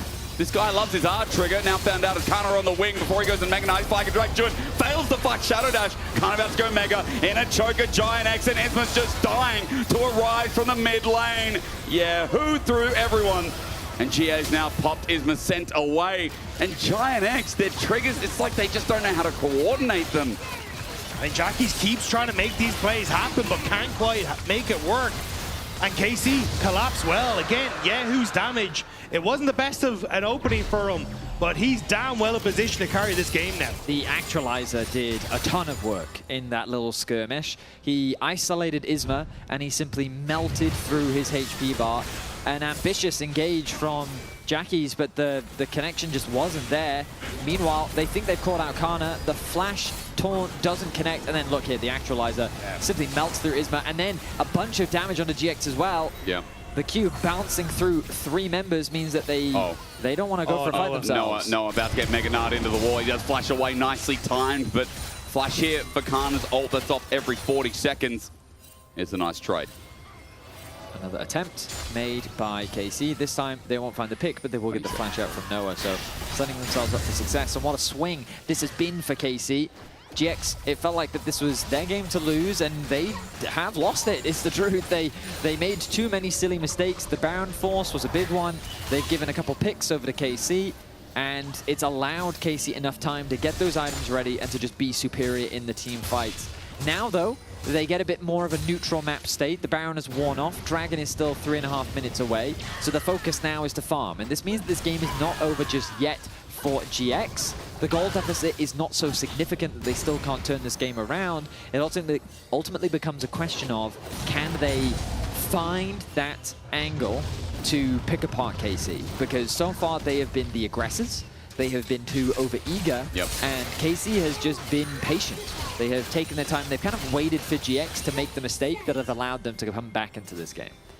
I think if we're talking about how GX actually piloted this, and you guys can correct me if I'm wrong, it has, what we've seen has been a lot about this Olaf, and about Lot being able to just run at people, and he has been able to do that a couple of times now. And GX, have they been able to pull it together with Shen ulti, with Azir ulti piled on top of it? It doesn't feel like it so far. I don't know where you guys want to come in on this, but it does feel like Giant X, their piloting has been the biggest problem with this draft so far. As inner turret's going to drop. Mega Knight maybe. Kana flash. Oh, whiff! We are having a lot of whiffs this weekend. I think the thing I've been missing from GX's play is their use of range. Okay. I think that when you have a Azir Mel, you have so much poke at your disposal that they haven't really been taking advantage of. Every fight, I mean, hasn't it just been Jackie's full sending it with his ult? But it's like, I've never looked at a composition with a Jarvan and gone, yeah, I need the mid laner to engage. That's like, what I mean, it's just like, take your time. Like, you've got the rookie or something, I think that the responsibility really falls on KC to find the angle, because remember, they're playing into rebuttal as well. So that Ash arrow is just as much of a, what's the word? Detriment. Yes, because I was going to say a boon and a buff, but a boon and a buff is the same thing. But my point still stands that there's this game that Kalist is playing against Noah, which is, have you used your rebuttal? Yes, now I can fire my Ash arrow. Lucia, right? Like, you've got to try and manage both. Exactly, and so there is that delicate balance that they do need to play around. But if the enemy is here, is just going to full send it every fight, then that becomes a lot easier to make that decision. So, yeah. All the subtlety of slamming the table. Jackie's very much just needs to calm down. The Baron now back on the Rift. We can see Kana split pushing in the bottom lane. Jackie's now going to go respond to him. But this game is now much harder for GX to execute upon. That Olaf, I think it just becomes, the later the game goes, the harder I feel it becomes for him to find kills, and that's mainly just because of the amount of healing that Seraphine can provide, and so he doesn't quite have that instant kill AD carry damage that he would have in other matchups. Yeah, at least he does have like still the Shenode now level 11, the Locket of the Iron Solario is completed. Like he does have a lot of tools to help him stay alive. For sure. Oh. Okay. So Arrow's down for a little bit. Flag and Drag tries to punish Yike. Baron is up. GX are in front of it. KC are like, we're going to go mid. Jackie's just staying behind. He's a large part of the damage output, but not the full part, as this is going down fast. But Yike is over the wall. All it takes is a bit of vision. KC are moving in. Giant X are saying, we're going to flip the game. 8K, do they pull off is the question. Undertow running onto Busio again, and the flash onto Busio. Yes, you get him as Jackie gets Yehu in a golden state, but the Meganar once again, I worry about the all-in setting up. Lot is down in the back line, and they've stockpiled from Giant X. It might look bad for KC, but Kallista's alive. Kana's still there, running amok. Kallista gets out with his flash, what you saw on the side of your screen, and this was the only one alive. Giant X skip step up the step, and KC are there to make sure their punishment is resolved. Game 1 goes to the French. KC step over Giant X, and it's Kana with some massive plays on the Nar that keeps the game alive. KC gonna walk it through the Nexus. It feels like they were so revved up, so charged.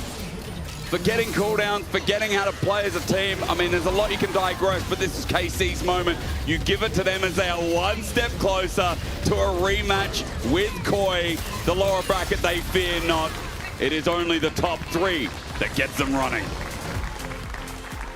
Very back and forth game. The early game going the way of GX. A couple mistakes on their side allows for KC to bounce back in their team fighting. I mean, they are one of the best team fighting teams in the league for a reason. Yep. They navigate it beautifully.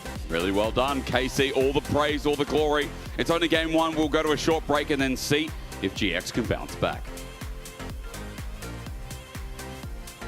No break yet, though. You don't deserve we wanna, it. Yeah, we wanna There's chat. no- We wanna, yeah, we have a lot of things to say. Ooh. That was back something. and forth. That was something. One thing is sure, Lot said it ahead of the series. They came here to fight, and they did. Wasn't enough, though. Yeah, I like the Olaf was definitely fighting. Before there were 5 of them on the same screen, I was really enjoying a lot of those fights. The second they got together, it's insane because we saw so many clips of them in comms. We heard a clip from Lot and a clip from Missile being like, guys, this is wrong. This is not how we should be doing it. And then they go in and basically do the exact same thing, which is these fights where they don't really have setup. And while some of them started off okay, they just really did not work out. Okay, listen, GX. Yesterday, you rocked up versus Team Vitality. You just pressed Destiny River, and Team Vitality started running at you, and they took the gentleman's agreement to fight to the death. It's not going to work against KC. KC is just a little bit smarter. They came back from this deficit. Kana, I felt like he had a lot of great plays, even though he was set behind so much in the early game. He was the catalyst when it comes to bringing back KC in the game. I mean, that's the thing. We were prepping this post-match, and we were like, KC's coming back. There's no actual way of showing it. It's just small fights and small leads that they're taking that is actually bringing them back in the game. Exactly. It was slow and steady. It wasn't dramatic. It wasn't spectacular, I would say, because they came back from a 3K gold deficit through small picks just made by individual performances. Yeah, I kind of fumbled a little bit at points, but Kana, I felt like he was just great. Kana finding those small angles. And obviously, there were more dramatic moments, but from the 3K gold deficit they found themselves in back to even, it was just chipping away so consistently, finding these little moments, punishing GX, which is really nice to see that they can come back in a way that doesn't require the enemy team to just, well, completely throw. Well, exactly. They had the setup well. So these are the moments where GX just said, just fight. And this is where even Isma got triggered in game. When you just rock up to a team fight and you don't really have a setup and you just hope and pray that enemy walks into you and the Olaf gets to absolutely blast everyone. If they just don't do it, you're just gonna die to Baron Nashor. It's as easy as that. Yeah. Still took one specific fight for KC to actually gain advantage in this game and come back, Jack, if you wanted to. He's so dramatic in the shadows right there. He's that man. KC doesn't have much of an in-game identity, and I think that their identity is their team fighting. So I wanted to bring down this play here of the game-deciding fight, where KC has just gotten a pick, and Lot is TPing in. And we'll start watching the fight from Lot's POV here, because KC's carries play this really, really well. It starts with Busio just getting one shot, and Busio has no flash. It's pretty reasonable. He's just gonna die. No real counterplay to him. But I really want you to pay attention to Kalist, because he is gonna play really, really well in this line that I've already drawn here, away from Lot, not allowing him to ever auto-attack him. So he's always kiting back, and you see that when Isma clicks up as well, that means that Kalist clicks back, not allowing him to get the EQ, so that they can continue to play the fight very nicely. And then, when Lot ulti eventually runs out and Isma wants to re-engage, Kalist again plays it really well here, flashes the Jarvan Q damage at the last possible tick and doesn't take any damage there, and Lot ends up falling as well. But this fight was really well played by KC, not just from a mechanical POV from Kalist and from the backline, it was also on the other side on how they split up the fight. So if we re-watch the fight here again from the top side POV, we can actually see that Kana was really, really pivotal in this fight. He finds a great slam into the wall, but Busio knows he's dead, right? He already knew that he was dead here, so he recognizes I can still get off the Seraphine ult before I die, and he throws that down, which then CCs Jun and Jackie's for a little bit longer and makes Jun also burn the Mikhails. Kana flashes onto Jackie's, doesn't need to land any of the spells because Jackie's doesn't have the damage, and with Yai coming to clutch him up as well, that saves him, and then Yehu flashes out at the last possible second, and a teamfight that easily could have gone Giant X's way was just won by KC through better team fighting and better mechanics. Those raid boss moments where you're just keeping everyone leashed at max range and you're just properly identifying who is the big bully in this fight. And Jack pointed out very well, it was the Olaf. And it really felt like KC was doing such a great job at dividing these responsibilities. Everyone knew that, hey, Kalist, I need to kite. I need to stay away from everyone because Kana and everyone else is going to buy time for me to navigate the rest of the team fight. And it's in direct contrast to the clip we showed right before Jack did that breakdown, right? Where you see Azir, Jarvan going at the same time, ulting at the same time, which has no synergy whatsoever. Yeah. A single flash gets them out of both of those ultis. They have no follow-up left, and it's clear that all of GX, it feels like, know what they need to be doing. But when it comes down to it in these big fights, they just have not been on the same page. Even when Lot in some of those final fights is doing exactly what you want Olaf to do, splitting two members off completely, not getting kited out like he did in the clip Jack showed, it still just wasn't enough. And honestly, this is playoff stress in a nutshell, because you end up doing a lot of these things over and over and over again, and they work, but there are times where you could question yourself, why do they work? Because for GX, they did it for the whole game. They just fought. They said themselves, I just want to fight. But at this time, it starts becoming this more of a question. Can you properly identify what works and what doesn't work? Can you take a step back and channel that into the next game? Because you've shown it time and time again that you do have what it takes to get these sorts of leads, but you just need to be a little bit more precise. I mean, they're back to this raw version of GX I feel like was working for them in the middle of the regular season. One thing though, early games got much better. That's what I'm looking for them here. Because you talk about building leads, wasn't the case yesterday, even if we saw it in the regular season. So it is nice to see in this first game that they actually can get an advantage. Isma with some super proactive pathing. Gentlemen, there you go. I didn't see the numbers before we ran this graphic, but it's a sample size of one. Yeah, it is one. It is one single game. But again, this game doesn't tell us that GX have solved the problem. It just shows that they can have that good early game, which I think does give us hope that this is going to continue to be a more competitive series and not just KC rolling over GX. GX came to fight in playoffs yet again against KC, but it's KC opening up the score here, 1-0 in this best of 5 series. Let's see what happens next. We taking over. We're taking over. Na na na na na. This is the problem. You said Isma's coming in. He pops the ulti straight away. Has to survive. A lot of damage down though. And the shield as well. It's enough. The fight's under though. He's got one. And he's running out. Lot's done his job. Okay, now you're smurfing. Good job, guys. Yeah, we can. Main ult. Javanda flash at me. Main ult, flash ult. Javanda flash. Okay. Just keep focusing on the Holy shit! What the fuck are you doing?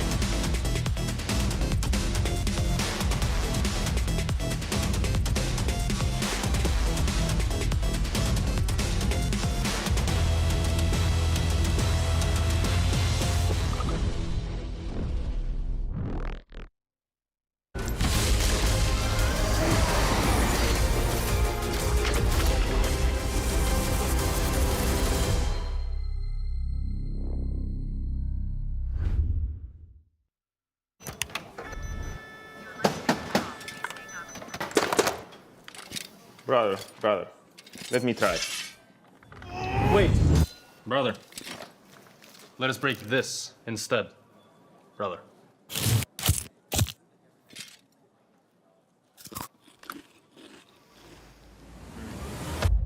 Have a break.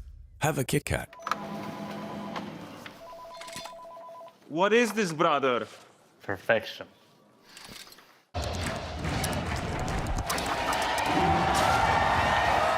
Red Bull gives you wings. Want to find your fastest server every time? Express like a pro and optimize your connection in one tap. Express in game without ISP throttling. Express and shield yourself from DDoS attacks. Express and choose the VPN trusted by gamers everywhere. Express VPN. Experience gaming the Express way. Fast, stable, competitive. Outplay the world. It's time to Express. Unlock free Hextech rewards, exclusive skins, and more. Scan to subscribe.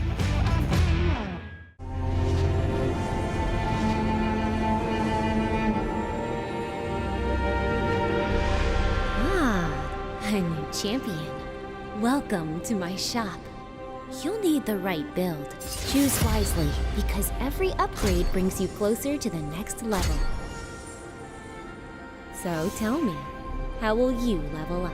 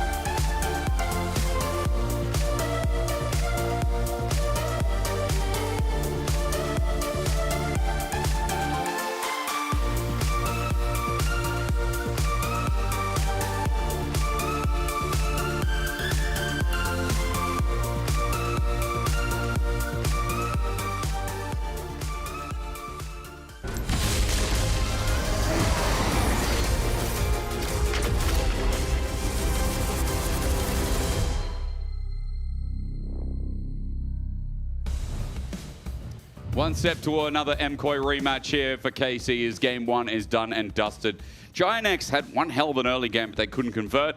As we go to game two and see if they can bounce back. Now, this is all generic caster yap to say that KC picked up the blunders and absolutely smacked Giant X across the face. Let's see what happens in game two.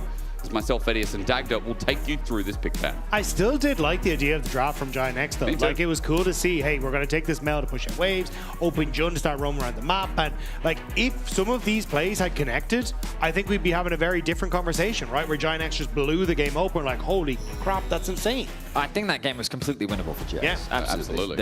They just dropped the ball, fumbled the bag, and any other metaphor that you can think of to indicate that they kind of threw. The sausage now, let's jump into this draft with Cassio, Varus, and Nautilus taken off the board. Rumble raises in priority for Kana. But the Anivia is going to be the ban. So is that Rumble the first pick, or will it be the Ezreal? We've seen Ezreal be super high priority in the AD carry pool. Junglers feel very open right now. There's still Pantheon, Wukong, Xin Zhao, the kind of trifecta with Rek'Sai. I mean, we saw Yikes Rek'Sai on Saturday. That was the game he lost, but he still had a good performance on it. That was more about the team's play rather than the yes, it was a game for sure. I mean, because to be fair, that was Mainter on the Nefiri where that counter was insane.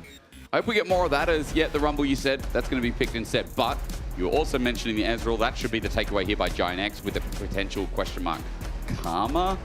Bard is banned. Surely it's Karma lock-in. Yeah, I think it'll be Karma.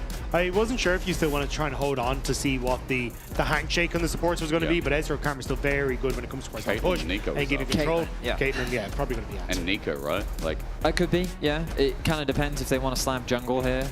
They might. There could also possibly be mid. Maybe they want the Annie, because they could also just do top jungle mid right now if they wanted to. I will say, I think the benefit of having Yike on your team is that his jungle pool is out of this world. It's crazy. This has been played by a lot of people. I don't know what's going to get locked in now. That's a three-way flex that we can talk about if it gets locked. Completely fine. And this is just a safer bottom lane that's going to survive. It's hyper scaling. Great team fighting, relatively short range. My concern with Sivir into Ezreal is always can you get in range enough to actually do the damage that you need? Because Sivir is a very short range AD carry. The way that she offsets that short range is her boomerangs bounce between her opponents, and she can do insane damage to the entire enemy team if she's left to free fire. And when she's paired alongside a Lulu, that damage only becomes more monstrous as the game continues. So let's see how GX round their first half out, and it looks like it's going to be the bog standard Xin Zhao. Yeah, I do think now it'll be a focus on Giant X to try and get rid of things like the Wukong and that in the draft, because Rumble Wukong a very strong pairing, and especially when KC's draft already kind of teeters into that late game scaling, I think the Wukong kind of complements that very well. So I imagine those kind of picks would be the focus, and then we'll just have to see what Yehu wants to try and go for in this mid lane. I'm more concerned about Pantheon and Skarner personally. I think that a front line would be really good here for KC. Nefiri, wow. I mean, we saw that cheeky hover from Yike. I wonder if that had any effect. It's a good champion for helping close the gap against long-range enemies. Yeah. But I think right now what KC just need is a little bit more utility, a way to start the fight. I mean, that's part of the reason why you suggested the Wukong, just because of his ability to find access onto the backline using his E. He then gets that knock-up with the ultimate, can force the Arcane Shift very early out from the Ezreal possibly, and also that knock-up sets up for the Rumble ultimate to then lay across and do some serious damage. But the Pantheon, great single target, great backline. They're going for the Trundle. So they're worried about that matchup in the jungle specifically. The Trundle is a great matchup into the Xin just because, well, Trundle likes being in melee range against champions that want to melee you. So I understand that ban from that perspective, but I'm a little bit surprised to see all of the team fight options is still available for KC. Because that's where my eyes are drifting to, right? I think it's just very simple now for KC to slam that for Yike, and then you've got the option for Yehu to try and either look for something that's a little bit more comfortable, or like even just go for something like the Galio if you really want to, and you can have like a Wukong Galio Rumble, which is incredibly strong as well. So Kazante going to be taken, which means that still Yehu going to have to see what he wants to try and play blind. But even something like LeBlanc, I think, can still work relatively well here with the lack of CC that are there. I mean, we've also got Annie. Like, I would just go through Annie, Syndra. I think the Victor ban was really good just because I think Victor would complement Jex's comp really nicely. A lot of range, a lot of zone control, It was a fantastic Victor game. With Anivia gone as well, your ability to, like Aurora could be a possibility. What's KC thinking about here? Is it just the Talia Panth? Is that the global side lane options? Cheeky hover of the Vayne, of course, this is a Busio classic, often hovering the Kai'Sa as well. But I have to imagine that Pantheon and Wukong are the premier junglers right now for KC.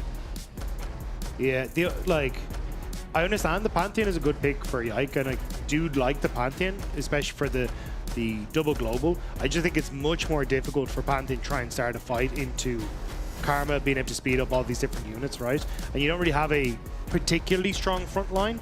Yeah, and I think you kind of hit the nail on the head there. It's like, I think something like a Syndra here, just try and play it back, keep people out of the fight, could work very well for Giant X. You also talked about this from Yehu's angle, like before. I know you were raising the LeBlanc. Good though. This is, I guess, synergy with jungle, but doesn't complement as much on the range. I think it's still fine. Like, if you just throw out a charm as these like Pantheons running into in that, it makes it very difficult. A lot of mobility as well for very little lockdown on KC's side, and that's why I think the Wukong would have been my preferred option. But if KC can get an early lead with this Pantheon and the Taliyah, being able to play through side lanes and attack consistently with this Pantheon and having multiple points of contact on the map is really going to be the focus for them. I prefer Ahri over LeBlanc simply because Polymorph is just OP. Oh, that's a good point, I think actually. that also just the Lulu ultimate makes it much harder for LeBlanc to pay.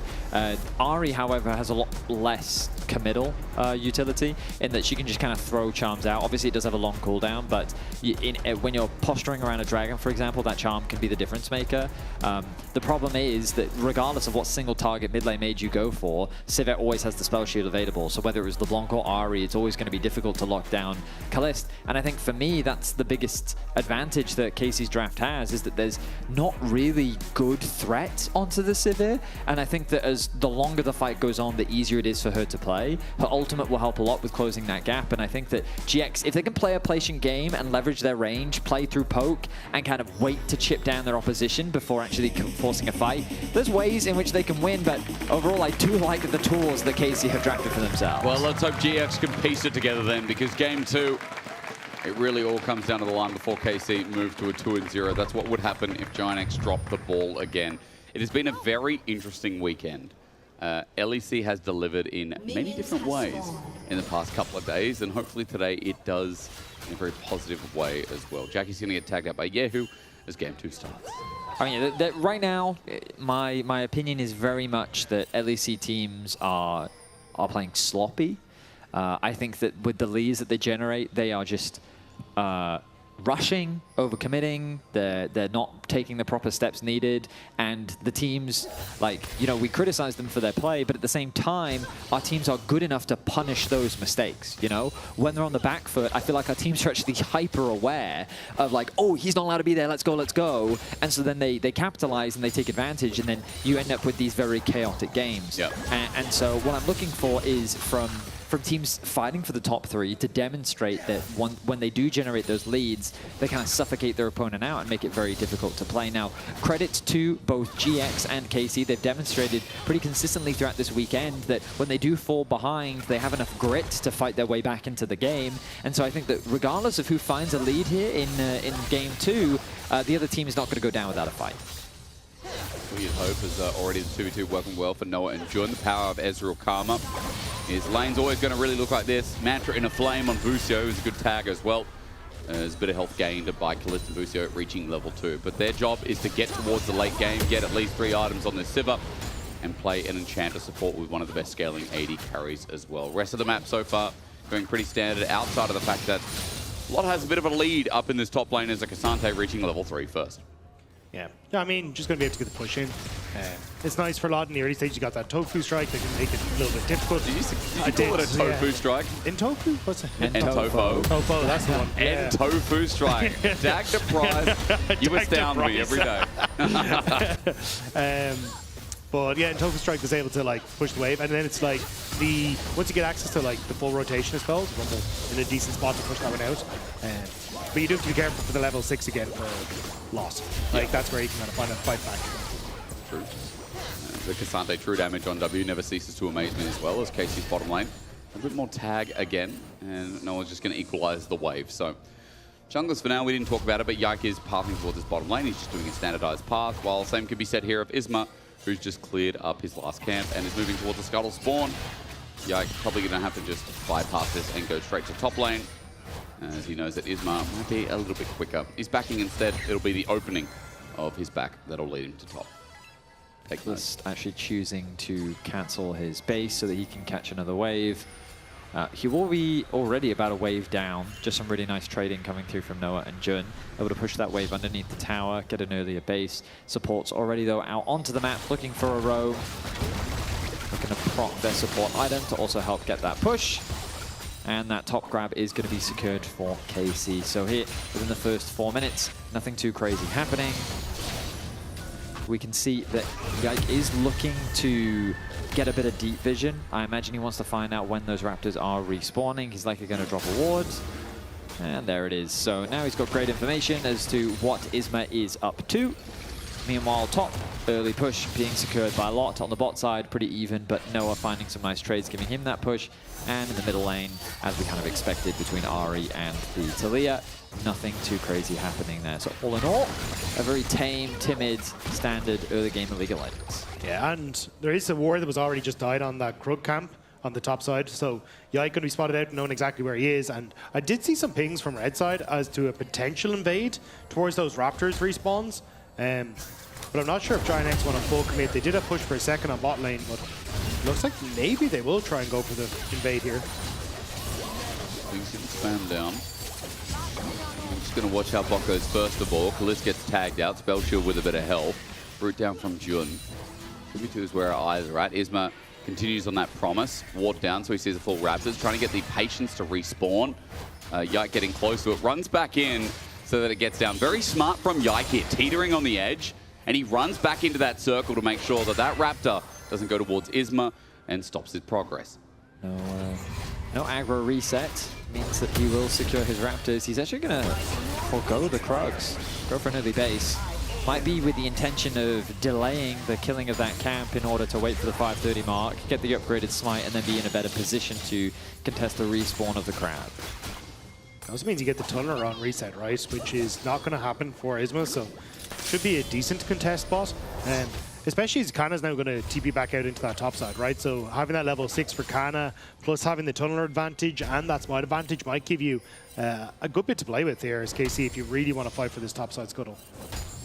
The crab is spawning on the top side, so this could influence resets for bottom laners. I see some pings coming through from GX. They realize that given that KC's bot lane has the push. Isma's going to start it. I really thought that it would be too risky to start this one off. Is now. Yeah, I mean, the Ari can't really collapse first. This wave needs to be caught. Bot lane also has the push from KC. So I feel like it's a bit of a time waste, but now the pings are coming on towards the crab, but KC again have push in mid lane. Isma, you have to go the long way around, and Kana, well, he's being sort of pushed underneath this tower, but not really. The wave's kind of gone, so he should be able to move towards the river if he needs to. Yeah, this should be uncontested. And there we are. Secured level 6 for Yike, and now he's looking to push his advantage even more. Looking to take the long way around. Equalizer used on the wave in the meantime. Bot's going to match that quite nicely. That does mean that maybe Kana can join in, but KC, as they drag this red buff towards his angle.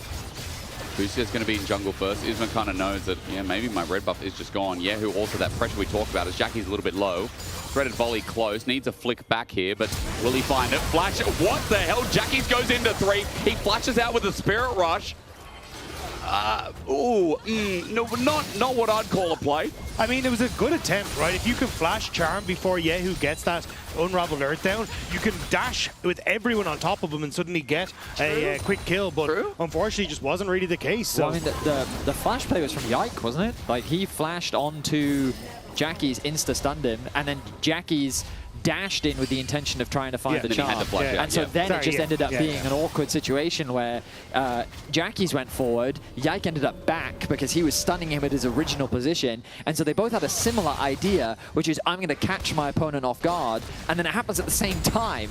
So then it looks very awkward, but I think that for both sides, if Yike gets the stun off, the knockback comes through, the Ari then loses all of her HP, but on the other side, if the charm connects initially, catches them off guard, then GX can look for a follow-up play. And I think that both sides had the right idea. Ultimately, though, it ends up just being a trade of flash. But ultimately, let's not forget, mid-flash for jungle flash, always going to benefit jungle, right? We're I mean, looking at Jackie's traditionally, ulti down. but it's an Ari. Like, Yep. it's not like it's a Victor or something that's really immobile. If he right? gets So- caught the next 20 seconds, then yes. But Yeah, you're right. that is 100% fair. I would also argue that Pantheon having flash, especially against Ezreal, is pretty valuable. Dragon is alive as well. Neither side has started that objective off yet. We've seen a ton of roaming from supports as the Grubs is going to be the first objective focus as both bot lanes now make their way up to top.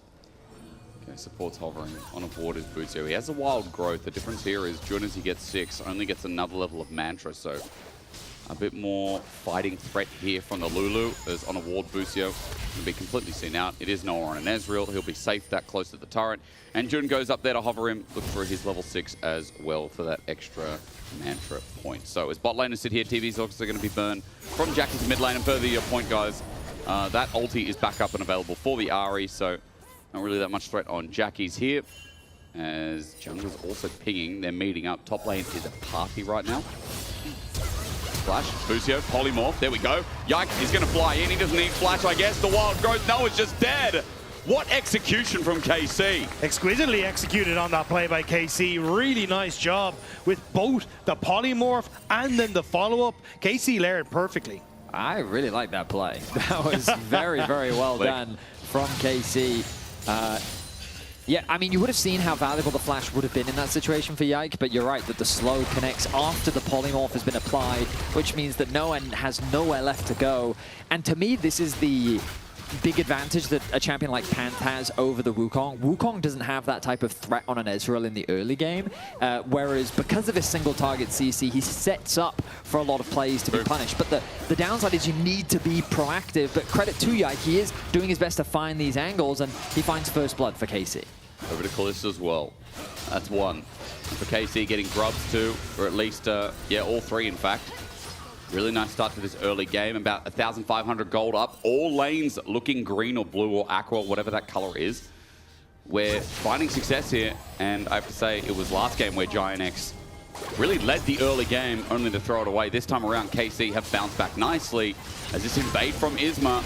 Is it ambitious? Yike's on the way in, a level difference between Smite goes down, Isma gets level 8 now. Yike cannot stop the play, and a bit more gold for Isma. No dragon has actually been started yet. Is this the go signal for GX to kick this one off? Looks like it. All right. Yike has no, has no ulti. He just picked up Sundered Sky, and he has no ulti to match, even though he's got that power spike. Timing will be crucial. Giant X will pick up the first dragon of the game.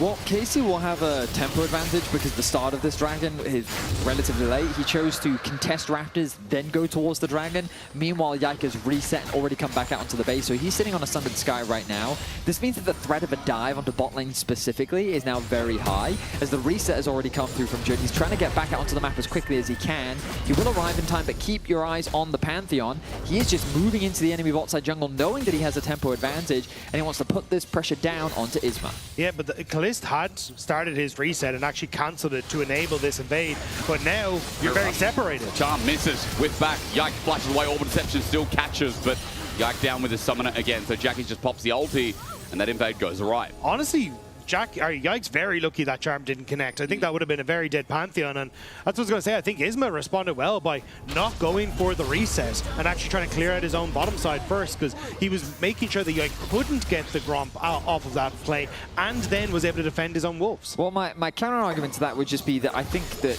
there was a cost for GX in order to do that, because you have to remember that KC had push in bot and push in mid. The Ahri wanted to reset, and by sacrificing his reset, a plate was secured for Yehu in mid lane, 3 plates were secured in bot lane for Kalist, and Yike, I think he had a really nice sidestep on the Charm, which you are completely right. If they had gotten that kill, it probably would have been a net neutral, but the fact that he walked away with his life means that I think KC got a huge advantage in terms of gold off the back of that play.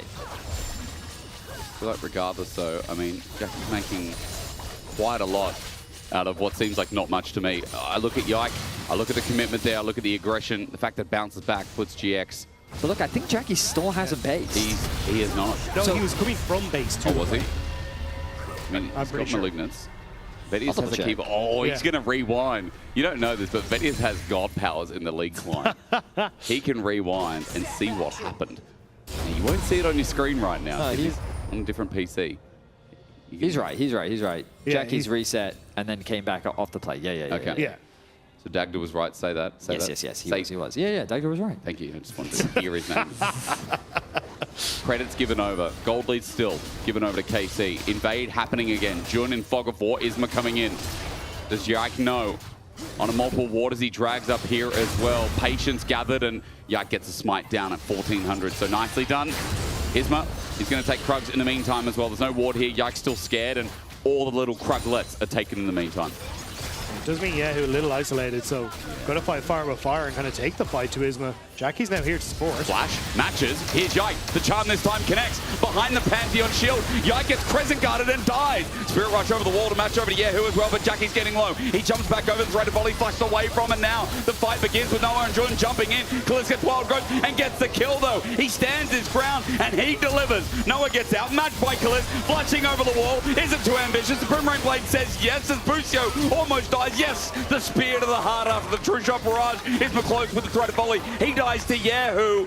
Noah lucky to get out on the back of the fight, but overambitious from KC in the end as Giant X stand tall. It was complete fisticuffs in that one. It looked like it started off with Giant X going that little bit too far, but the flashes clean to try and escape, and it means that at the end of it, Giant X able to get some back. Like this point, I was like, okay, Yike dies, but KC have already collapsed, and with that wall, it's preventing the rest of Giant X from coming in. But it's Jackie's flashing away that gets him to safety. A charm onto Yahoo. Clutch here as he kind of ends up backing away and buying space then for Noah and Isma to really separate themselves. But Kalis with this flash ends up giving his life. Noah's ultimate clips on towards Busio, and ultimately Kalis ends up going that bit too far forward that gives Giant X some fight I always back. need help, guys. When I have no flash, like I can't play otherwise. Just for us 2v2, right? So we try to come as fast as we can. Yeah, I mean, the communication is clear there for Yike. He's identifying something that we've already talked about, which is that he's invested his flash twice now. The first was around that Raptors. The second time was actually escaping the enemy jungle on the bot side. And this is kind of a cascading consequence of that tempo play that KC made earlier on.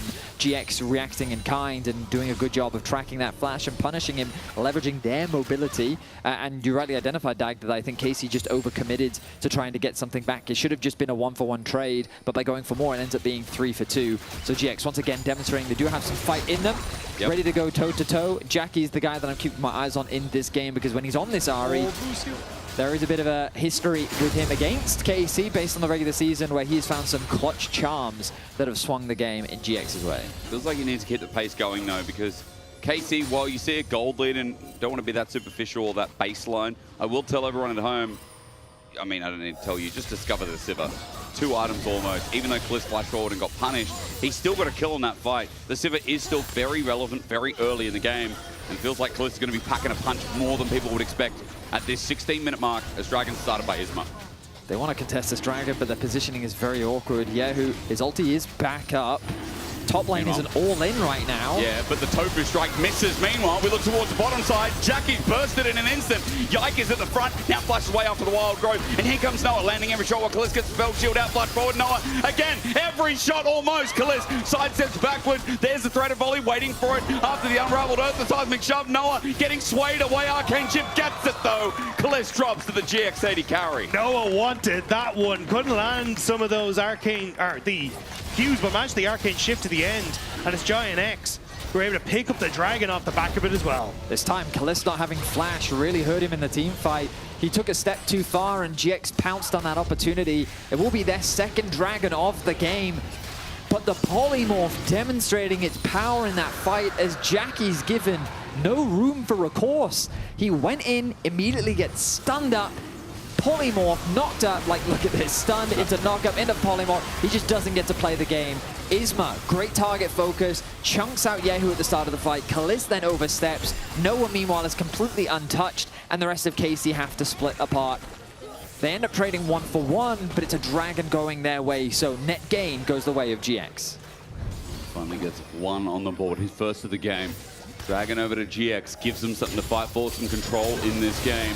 Stepping up, as you see, Kalis quite confident here, and as you mentioned, Busio, playmaker with 0, 1, and 4, 100% KP. But the Lulu, there is a reason why this pick is still in early rotations of Fearless Drive. Lost hoovering on mid-wave, though, means that Kana should be able to move down into this bot side and get this turret. I think they were kind of hoping that KC would overcommit to a play, but KC just happy to give the ward. So will be KC still with Kana pushing in. Might just equalize that bottom wave, get a push in again, and then see if he can move across this map. Remember Hex Gates on the Rift, as we have a Hex Tech Soul, so players come out of base that little bit quicker. Kana use the equalizer, he just burns it alive, and the mini wave is pushed in. Meanwhile, KC still chilling. I mean, 2 dragons, yes, for GX, but Baron's up in a minute 30, and we'll just say another one of these fights goes a bit pear-shaped. We have ourselves a purple worm as the smaller one comes out first. KC collapsing on mid. You got both Talia and Rumble here now, so really want to get this mid lane turret, and we'll get it just before that, before anything from Giant X can amount to. Now that top tower is the only one left, and it's only sitting on about, what is that, 2 plates? Yeah, 2 plates remaining. So KC, they find themselves with a strong early game.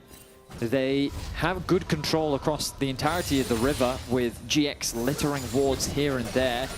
KC, though, after securing that mid tower, need to reset, need to spend what gold they have. Kalist has to be close to an Infinity Edge, I have to imagine. The reset will come through. We'll see if he has enough. And there it is. Okay, so Infinity Edge now completed for Kalist is a nice power spike for him. 2 items also finished for Noah. So our AD carries are, I would say, online now. Ezreal, of course, does have that range advantage in the sense that he can just play back, throw out his Qs, and as long as they're hitting, good damage is going to stick onto the side of KC. Meanwhile, for Kalist, his damage is in the 5v5s. If GX are grouping up, he's going to melt through the opposition with his bouncing blades. Blue buff on the agenda for GX, leveraging their mid pro and top push in order to steal away a cheeky little objective.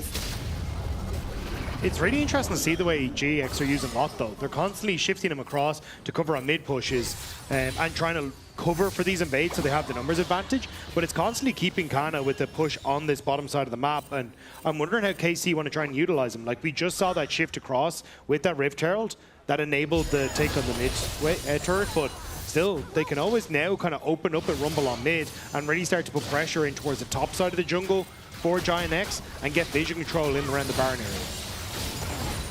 Learners to top for now. Minute 42 break. Keep that in note. He's going to be used. Bit of movement speed on the hunt from Kalist. Sending it with Yikes ulti as well. Busio flash. Polymorph again! On this Lulu, he has been sublime. June is going to flash away, but even though it is the month of June, it is not the month of this support. Double kill over to Kalist. And KC pounce. And that's just what I was talking about. How are they going to use Kana? Well, they TP him to mid, knowing that he doesn't have to be behind on Jackie's. Isma deep here. Yeah, who has an angle. Threaded volley's going to start us off. Yeah, you said Jackie's goes in, trying to find Busio, but he lives. Yike takes him down. A spear to the mid laner of Giant X. And as Isma tries to run away, the only way out is in. But wait for the seismic shove. The threaded volley, the unraveled earth into the Crescent Guard. Yeah, who gets Isma as well. And it is all of a sudden gone down to hell for Giant X. A massive turn for KC. They bring in Kana, they find the kills, and even at the end, Kalist stepped, that little bit closer to Jackie's, so the ult damage hits him and doesn't finish off Busio. So that whole play starts with Noah E-ing to clear a control ward. He used his E over the wall in the mid lane to clear that control ward in full vision of KC. I want to see if the observers actually showcase this. Okay, so we don't see the start of the play, but basically he uses E over the wall. Into side brush. Into that side brush to kill that control ward. And when he does it, that is just the go signal. KC says his E is gone. Even he doesn't have flash.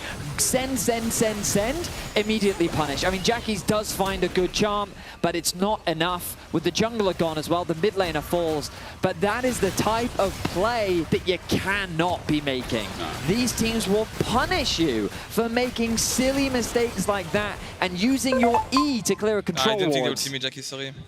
It's a silly mistake. It is a silly, silly mistake, and now KC in full control here, game 2. I mean, look, 6,000 gold lead. Weaver's War going to start another fight, but this one ain't as equally weighted. Yeah, who's going to take a magical portal through? Summoner's Rift, Seismic Shove not going to connect. True Shot Barrage not going to steal. And KC are going to take their first dragon of this game. Control completely shifted, and that play felt like an extra 5,000 gold for KC just came out of left field. Yeah, I mean, it's crazy to like, that is a representation of how small the mistake can be and how detrimental it can be for the state of the game. Great awareness from KC. They immediately pounce on that opportunity, and now in full control with the Baron buff. this is going to be a dead tower as KC continue to push their advantage forward. And there's little that Giant X can really do to respond to this. They're going to move across towards mid, where Kana has already started to push in that ward as well. Sorry, that wave as well, and managed to get some vision. Ooh!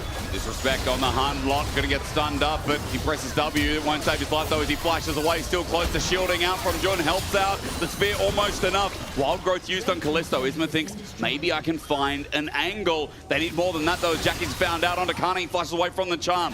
Giant X got a little bit more than they were expecting, but still KC with the Baron buff are going to pull out. Kind of basically putting himself in harm's way to make sure the Giant X were interested in him and not the crew of KC trying to escape out of that bottom side. So kind of had to burn his flash, but still, KC got a lot on that bot lane. Still KC, the net win. yeah. They are in a fantastic spot right now with 30 seconds roughly left on the Baron. They want to push as much as they can. There are pings on the top lane of the side of GX, identifying that that tower should be the next in line to fall. As KC, they're sending their Sivir into the top lane. They've got the push out on mid. Kana has TP available. He's going to go back to base. Will he TP to join the squads? Is it worth investing? I see him sitting in base. I wonder if he's just waiting for an item to be completed. No, he's going to throw that TP into mid lane to keep that pressure going. KC want to use as much of the Baron, and as I say that, the Baron will wear off. Kana might be dead, maybe. Let's see. Okay, they're turning it into an engage. Kana is taking no damage. Isma gets fried asunder. Yehu running forward, gets a flash out of Nora as the seismic shove was threatened. KC have now burned a couple of ultis, but it's all worth it. Isma in the ground for 35. Top lane open, mid's going to be 2. I mean, the map is in a great state for KC. The bot lane is pushing, the top wave is pushing. They just cleared out that mid wave. They got both flashes out from Noah and Jun. The wave clear from Kalist will continue to come through. I don't think there's much more that they can get on the map, but it looks like they're sticking around for top lane, so they want to secure this tier 2 tower at least. Blade, Kalist stepping up with Ardent Sensor coming from Busio. Where's the damage? Well, on the Jackies. There it is! Boomerang almost takes Jackies down single-handedly. Seismic shove dodge, otherwise a dead Ari. And KC, with that pressure, will open up to 9,000 gold. That was very close to being a kill. I thought it was going to be a little bit more for KC, but still, KC using these double global ultimates so well to cover mid lane, and now using that push control that they have to take that top tier 2 as well. Things are looking very dicey for Giant X. I mean, the extra dragons at least helped them out a little bit in that they can try and delay and look for plays elsewhere. But up against like Lulu and a Sivir late game, that's not exactly the benefits that you want from scaling.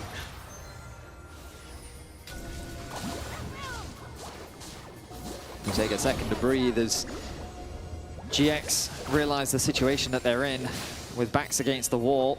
KC on the precipice of going to match point. These silly mistakes you just can't afford to be making when contesting the top 4 in the LEC.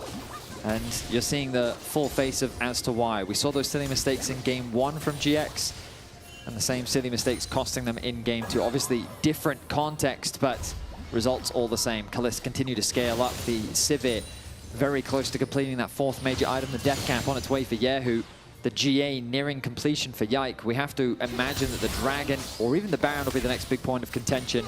That'll be the final nail in the coffin and really the final opportunity for GX. If they want to turn this game around, they'll need to find a way to fight against this Baron, maybe even steal it away to give them the gold needed and to give them the time needed to swing the game back their way. Interesting to see the Lich Bait clean actually on the Jackies. Not usually what we see, but definitely something that can provide, obviously, like, over... Oh, hang on. On the Hunt, Kalist going to spell shield the slow, still runs forward.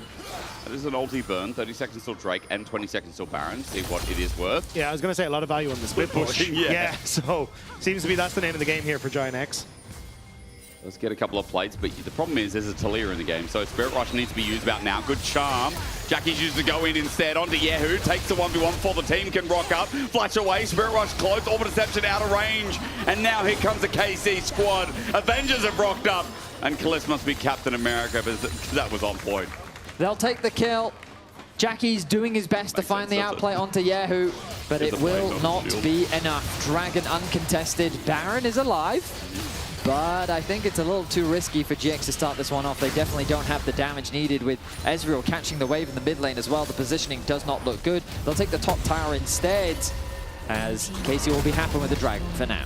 Maybe Kalist is Spider-Man. That's the only thing I can get close to, or Iron Man, like shooting projectiles. Yeah, I can see it. Captain America didn't really hit, like It's like a prom angle. I mean, she has the Wonder Woman skin, right? Oh, okay. Yeah. There we go.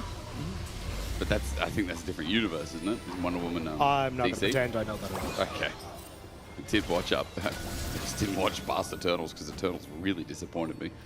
Vetty, look, you're here. Yes. 8,500 gold. And it has been, a sad day so far for GX. And I mean that because game one was impressive until it wasn't.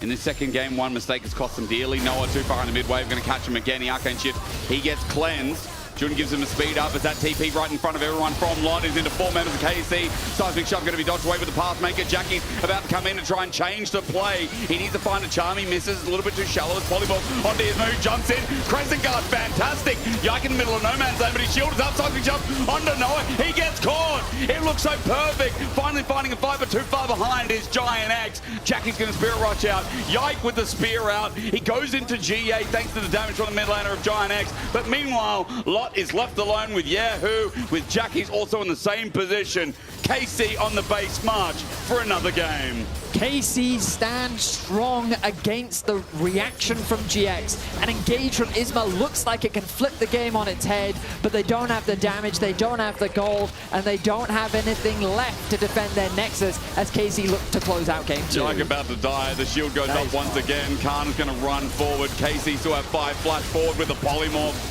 Busia, my MVP of game number 2. 13 out of 14 KP as a flush away from Jun will end this game in crisis the Giant X, but in repetition a KC once again in round 2 in another spring playoff bracket. A 13,000 gold lead to round things out. KC much more confident in this one. The punishes were good, and Giant X left scratching their heads now as they have to try and find a way to bring back 3 games if they hope to advance. In match point, ready for a rematch with MCoy. It looks like this is KC's day before we end out our weekend at LEC. Let's find if Giant X have some bark to the bite or bite to the bark after this.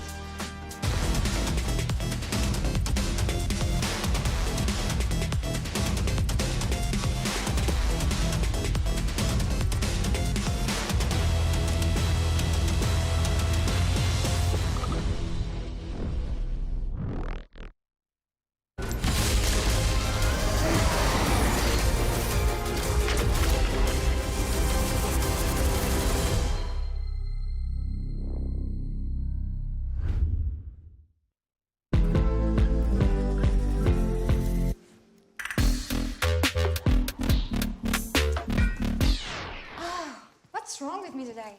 I think you should have a break.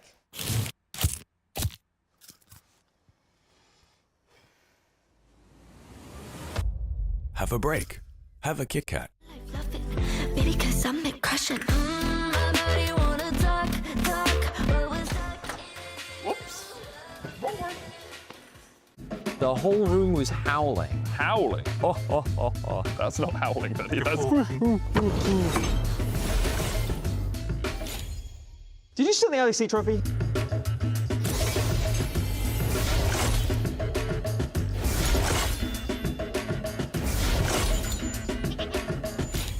Okay, you can call it.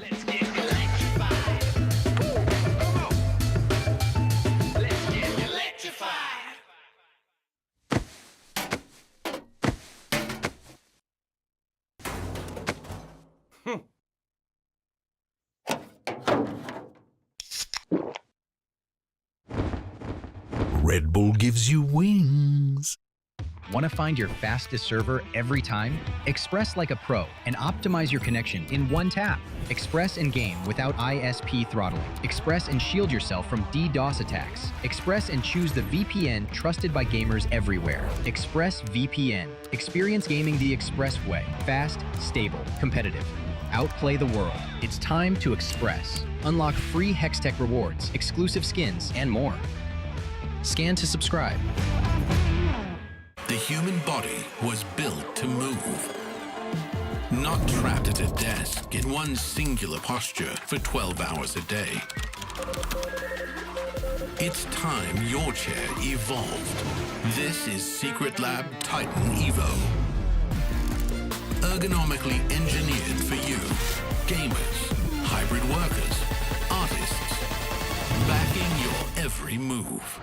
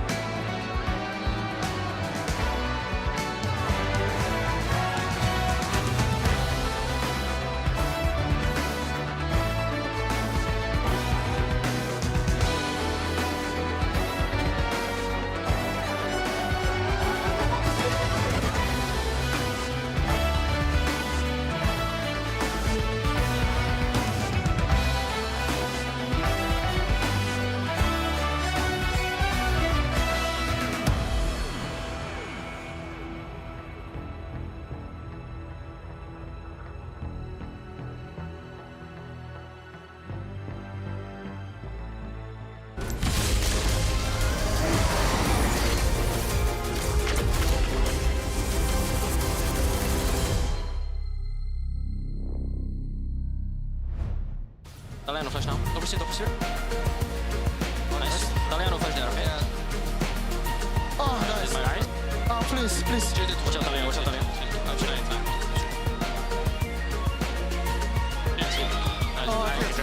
Holy f***, you guys didn't kill him. It's fine, Look at me, look at me. Bien, Yeah. There's TP. I'm gonna double Astral. Yeah, can TP mid. Go. Has flash, has flash. Has flash. Is it? Out of here. One person, Nash, guys? Yeah, we can. Here. I didn't think they would see me, Jackie, sorry. For me, they...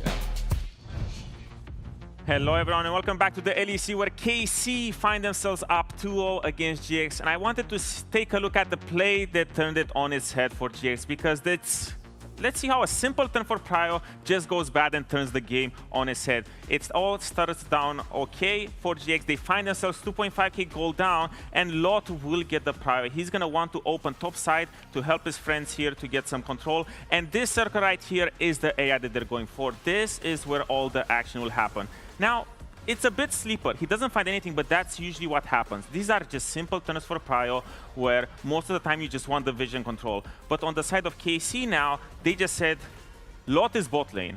Kana, I have a turn now. This area should be ours. Kalista and Busio are already walking to the top side, and they find this mine. This is already a little bit odd, but now, Noah's here. We just said that this is our fight for control. This is the area that we want to control. The TP comes in really clutch. Talia is already starting the ulti, and Pantheon all the way from here, he already flew in. And this just shows that GX is a little bit over-eager. This is the play that also in game one turned the game a lot on its head. They just want to fight way too much, and they're not really respecting these turns for plays. And after all of that, what should have been a very easy turn for Prio, just get vision control, slow the game down together, turns into a Nasher for KC and complete snowball from the side of KC. But Desk, What else happened over there? Oh man, I mean, it's a tale as old as time, Odo. I'm cringing as you show it to me because we talk about it so consistently for teams, right? How important it is to be clean on your setups, how important it is to not skip steps. And, you know, Odo highlighted it, right? Like, you have to recognize you took your turn, you had your group up, you got your vision. That territory isn't, like, permanently yours. I also feel like Noah eat over the wall. Like, I feel like when we watched that in 4x, we kind of missed that like, pivotal detail. And if he had never looked at the enemy draft, he might have gotten away with it. That's true. But then if he had at ever any point considered that there was a Taliyah and a Pantheon, which I think is a reasonable expectation of a professional player, he would have realized he was a dead man walking. I mean, I thought it would be a KC 3-0, but GX showed some real signs of life. And I was actually excited for Jackie's and Isma, but it just feels like we never get the consistent firepower from this team. We get blinks of brilliance. We get beautiful fights like this where Isma plays it so well. He flashes over the wall, knows that Yike doesn't have the flash. Jackie's dodges the Taliyah W. They're just playing it really well. Jackie's flashes out just in time to get away, and then Yehu wants to chase them, but still they end up being able to turn it with Isma playing it really, really well when Kalist flashes over the wall, dodges another Taliyah W, and then Noah hits the ultimate, and it's just these really good fights from them where you're like, oh, maybe Jackie's and Isma can actually carry Giant X towards a victory, but then the rest of the team can never perform around them good enough. I feel like, again, we're back to GX in the regular season where they would consistently go for fights. Not always the best ones, but they're always going to try to challenge the other team. And for me, I think about what Jackie said yesterday, the fact that KC is nothing special, that they just click better. To me, they're just also being smarter on the map right now. Yeah, and this is what's making the difference. they're clicking better, they're playing fights better. I think, again, you see the promise in the skirmishes, but it feels like every time we either go to the late game or to a full-on 5v5, it all falls apart. And it's really especially disappointing, again, because this is a roster that has stayed together way longer than this KC team has been playing together, right? And already it feels like KC, not only are they clicking better, right, which is, fair, but they're also playing better on a team level, recognizing their strengths better in these fights, as we saw in Game 1. And it's just not something that I think we can let GX get away with as a criticism we have to levy against them, is they need to be playing better as a team. I'm happy they're matching in some of the skirmishes, as you highlighted, Jack. I'm happy that we have that potential in what we saw yesterday from Vitality, but it's clearly just not enough against KC. What's strange is that Giant X has evolved. Like, the Giant X stuff before, it was Noah and Jun show, right? Like, there was only them that could really carry the game, and if Noah didn't have a good game, you knew it was a Giant X loss. But in some weird universe, when Jackie's and Isma started playing well every single game, Noah and Jun never play well anymore. I think the problem is we needed an upgrade, not an evolution. Just because they're walking on land now now they can't swim. Yeah, you know, that's like that's the problem. Both. We needed They're doing both. a triathlon. Yeah, we needed the triathlon. Like, you're running the marathon now, but you are fumbling at the first hurdle when we get to swimming. And like, this is the thing. We needed it to be a full court press. And that was the thing when I got back that I was so excited about. You guys were like, GX mid jungle is great now. And I was like, awesome. And you're like, there's a caveat. Bot lane is no longer the star of the show, and it's been a little bit rough. And this is really hurting them, because I think that they need to be able to fire on all cylinders, because it's very clear, especially with like Kalist just playing so consistently on the Ashe and now in the Sivir game, obviously just pumping up his damage stats pretty effortlessly, partially due to the champ, but the fact that KC have these playmakers and also kind of a pretty rock-solid AD carry alongside it just makes it really hard for me to predict for GX going into this third game. I do think now going into game number 3, we've seen a lot of enchanters thus far, which is not Jun's highlights, right? When we think of Jun, we think of the Rel, we think of the Nico, we think of the Rakan. These champions that can really create havoc in team fights, get a good engage, and win the game for your team. And I do think that now with the Surfing gone, the Karma gone, the Lulu gone, there's a lot more avenues for Giant X to try to find that, which then also limits Kalist's potential, because we're not seeing Kalist on a hyper carry with an enchanter to back him up. And that's a real avenue for success for Giant X, but also feels a little bit like I'm coping saying that, because I thought the Giant X drafts were fine. It wasn't a problem. It's just like they need better than fine. They need great. What do you think they need, Odo, joining us again for the draft here? Well, they had a lot of agency. I was quite happy with what they had thus far. It just felt like it mostly came down to execution. I didn't really feel like there was a lot of problem in the draft. It was extremely spicy. As Jack said it earlier, the enchanters are out. So I feel like if there is one saving grace when it comes to GX is the fact that we see Jun and Noah back on comfort, where it was always about fighting a lot, having the melee support so that you have a lot of proactivity and a lot of agency in the game. So that's something that I'm looking at, even though the Nautilus and the Varus are yeah, I mean, there's still the Lucian. I think Lucian, for me, when you see the Nautilus being banned out, could be a potential first pick or a high priority for Was Giant he X. our first win on Lucian in the LEC? No, that was Samdi. Okay, well, I lost my hope in Lucian again. I think Lucian's pretty good. He gets way more hate. Lucian's like Jhin. A lot of people hate him. I don't think he deserves all the hate. Jhin has a snare and can stand like 5 miles away and kind of sometimes do stuff. Lucian, when he does nothing, really does nothing. Don't get me, I'm sorry, I'm an OG Lucian hater. I'll let it go, though. Okay, so Varus banned away, Nautilus, not surprising. Obviously, kind of cream of the crop there. Lucian, Nami still available. Is there a world where it's still just double Enchanter? It's actually Lucian Milio now. That's usually the go-to. Okay, you're right. You're right. Missed out. Yeah, that's true. It's a new era. We've gone back and forth. It's completely different. Yeah, obviously. It's Lucian like you've never seen before. it has range now with the Milio W. Yeah. Clearly the safe hyper-scaling 80 carry I've been waiting for. Bard taken out makes a lot of sense. I mean, when you're banning the Nautilus, that's kind of the last vestige of the range supports that I think you could see from KC. Still. You do have like Caitlyn, Nico to I mean, it's going to be the Lucian, so probably just Lucian Milio here for KC or Nami, depending on what they want to go for. We'll see what Giant X has into it. With the Caitlyn out, you don't have a hard lane bully, and Varus as well. We'll have to see. I think it could just be the Cybercon. We've seen that an often lot in the LEC. It's not really a strong winning lane for the Saya, but it's just one where you're chilling, you get the level 6, and then eventually it gets pretty easy. But getting the Cassio feels pretty good into the Lucian as well, because you always have the tankiness to play against it. Milio to take it away. I do wonder what this is going to be paired with, to be honest, because when I think of the combos... Draven! It could be Draven. Really? I mean, Draven Milio is pretty good. It's pretty good into Lucian, but I don't know if Noah would play it. To be honest, he's not really the premier ADC that I would imagine playing it. But I think if they pick a weak ADC with this Milio, they're just going to get dumpstered in lane. Yeah. So they really need to have some sort of spicy pick here to make this work. Cassio does make sense. We see a lot of now. We're in the depths of Cassio and Anivia kind of trades, exactly, where even if you pick, I guess, a lot of people prefer the Cassio just because it wins lane a little bit more, but I personally feel like Anivia is just so damn strong right now. It just scales so much better. We see the Nami. That's why I feel like the Milio doesn't really make sense, because you still have Lucian, Nami, and now... Ooh, okay, never mind. Throw everything I said out the window this is, because... like, so difficult to play for Aphelios, because, like, later it does scale well. It does scale well, but later on in the game, you're playing against Anivia and Nami. Yeah, it's like... So, like... When he lays down the cozy campfire, if you've got green gun, you're a champion for 50 rounds. And if you can't kill the entire team in 50 shots, well, it's over. And you're probably not going to have 50 shots when you enter that team fight. And then Anivia puts a wall on you, and it's all over. Yeah, pretty much. I will say it does seem incredibly difficult, but not surprising to see GX lock the Aphelios, as you said, kind of forced into matching here at this point, not to get pushed further down. I'm glad we didn't see something as abysmal as an MF. I haven't been a fan. But now, really easy jungle bans going to start coming through here. Already Nefiri taken off the board, although technically also a top lane pick. I mean, GX need engage. That is the #1 thing they need in their composition to make this Aphelios and Cassio able to hit. Because already KC are outranging them, and they have a lot of tools to keep them at bay with the Anivia wall, the Nami bubbles, and the waves.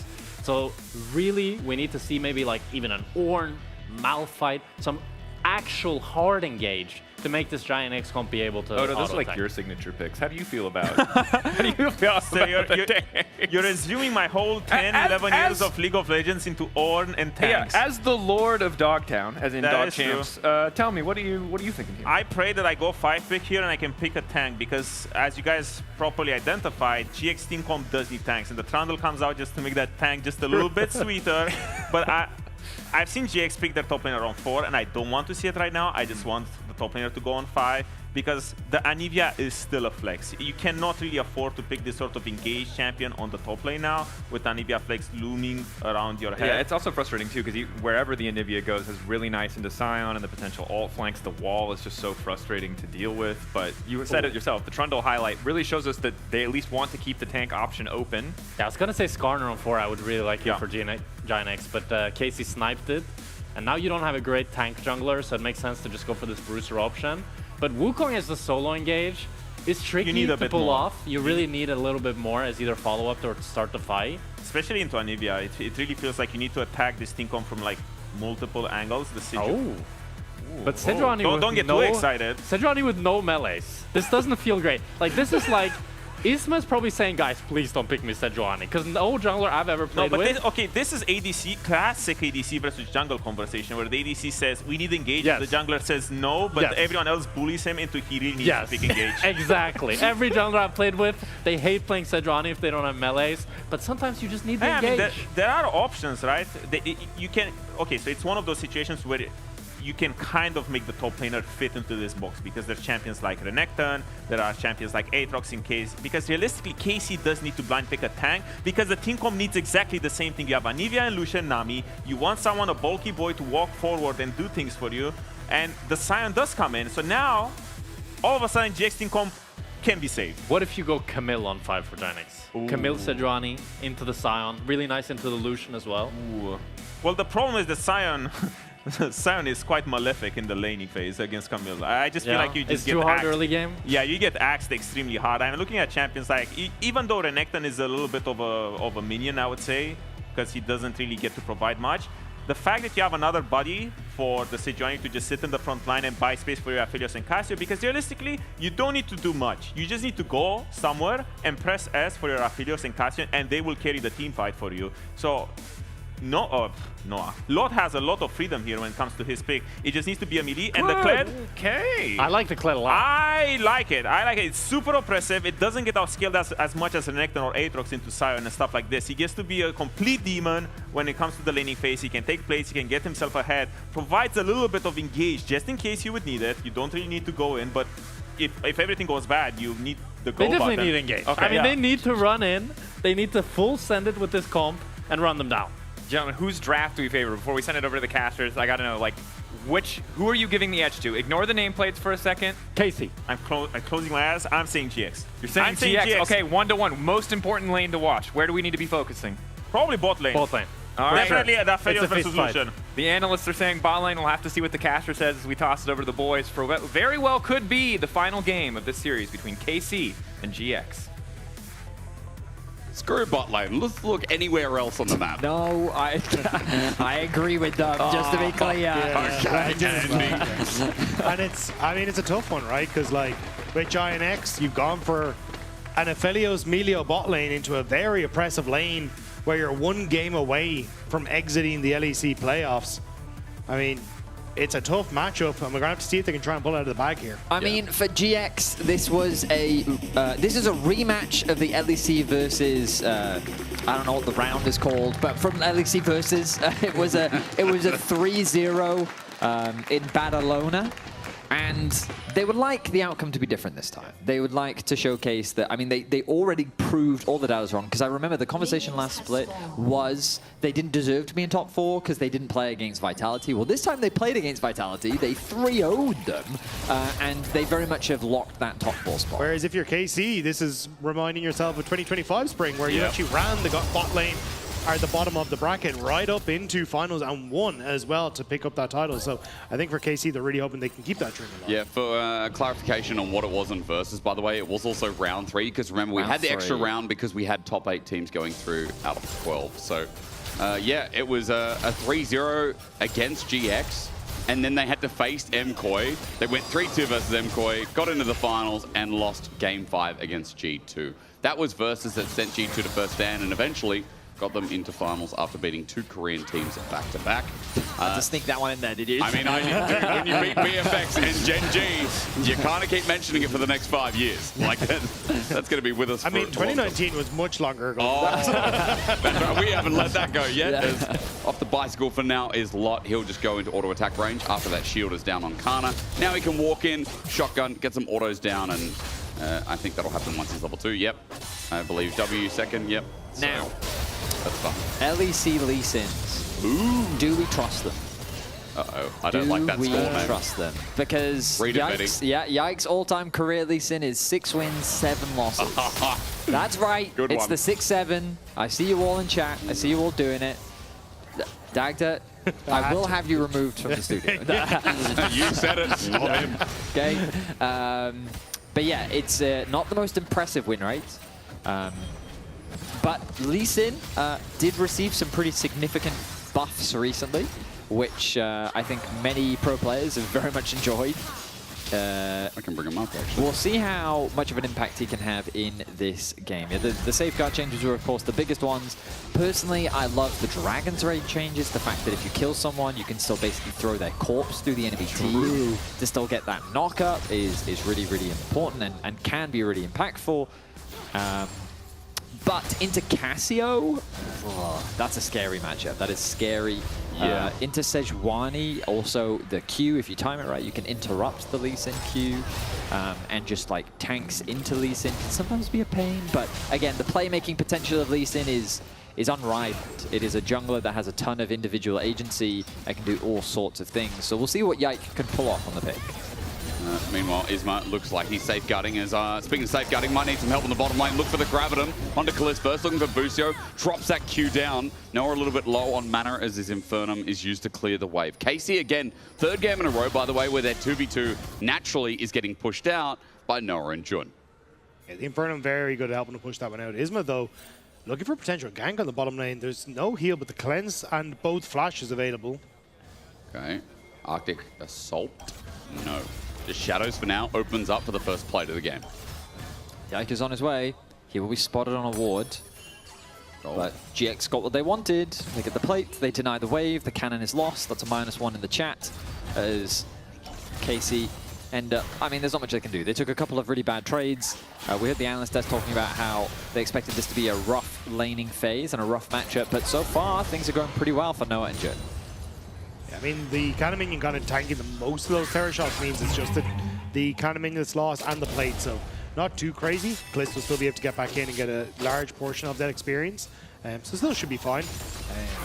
But definitely I like the way the Giant X are playing this early game, right? Like, obviously Lee Sin considered a strong early game jungler, but Sejuani actually beats him in the 1v1 early, so that's why you see like Yike having to kind of forego that bot side play and moving towards that top side, and then Isma being able to put that pressure on the bottom lane. So overall, just a nice play by Giant X. Twin Fangs come out. Good damage here, trying to get the egg nice and early out of Yehu as well. And remember as well, I mean, Dagda, I love that you bring up the early game point because of Fury of the North as well with Aftershock. I mean, that bonus buff that you get before losing it, before it falling off, stacks with the Aftershock, and that's a big reason why a lot of junglers have been taking it for a century now. It's also why we saw Trundle ban. Yes, that too. As that buff's air flash. Oh, he does it. Actually, that did connect, didn't it? I'm not blind. Yeah, definitely connected. That's the buffer thing. Ends up being a trade of flashes.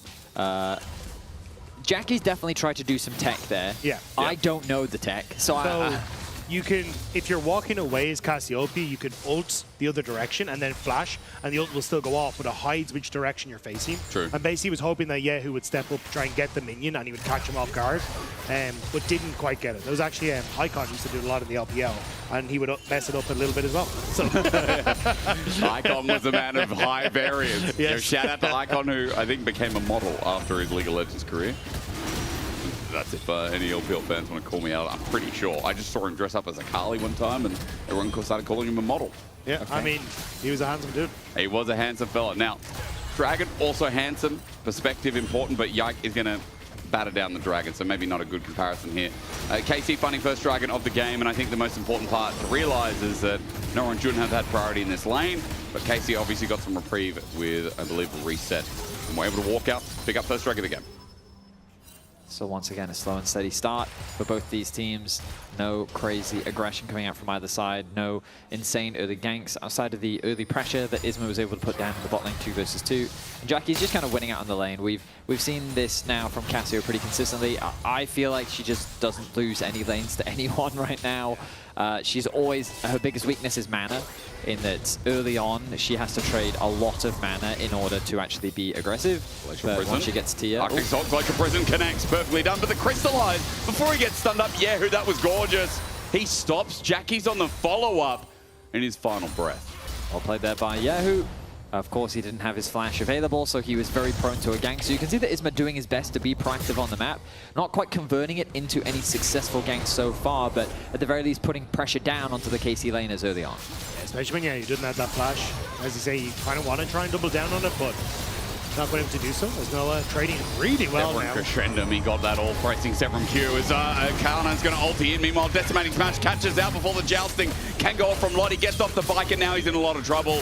Yike should have this in the bag. Kill going over to the Lee Sin with a Sonic Wave, and first blood to Yike. Nice gank by Yike, using that Dragon's Rage to keep locked up and make sure that they can pick up the kill. Even Kana giving that kill across the Yike can really help snowball this Lee Sin. Love the trading that we're seeing from the GX bot lane as well, though. Continuing to build a lead in the straight-up 2 versus 2. A lot of their focus going down onto Busio, but Isma using this time to steal away the Raptors. Will he be able to get it? Safeguard in. Smite does go down. Isma does steal it away. Yike did, in fact, smite Isma. So that does make it harder to steal away your own Raptors. you don't hit the minions, so you don't get them. Yes, exactly. That's a good breakdown. Thank you, Betty. It did show who's in charge, though. It does. Let him know. You're just a count to me. Yeah. Have them. I mean, it is funny. Lee Sin is blind, so maybe this might miss. Perhaps he was role-playing. He was. Too deep in the character. Yike missing out on a bit of a camp. Won't really mend that gold lead on Isma's way. Crystallized turns into Petrifying Gaze. Mega Fire Kick. Remember, he still has egg, but the damage from Jackie's is immense. The Breath of Light gives a bit of move speed, and Jackie's almost there. But Yahoo still has the egg. Gets healed up with an ebb and flow. Puts down the Glacial Storm, and he's chilling. He also just leveled up as well. Insult to injury, as GX can't get the job done. The Noxious Blast didn't actually connect there from Jackie's at the very end, and that he didn't quite have the damage needed to tick him over into the egg. But overall, a nice idea, a nice gank from Jun with the run towards mid lane. But Yahoo able to find that outplay and walks away without losing anything. This means it's just Giant X now shifting up towards Void Grubs, managing to take those.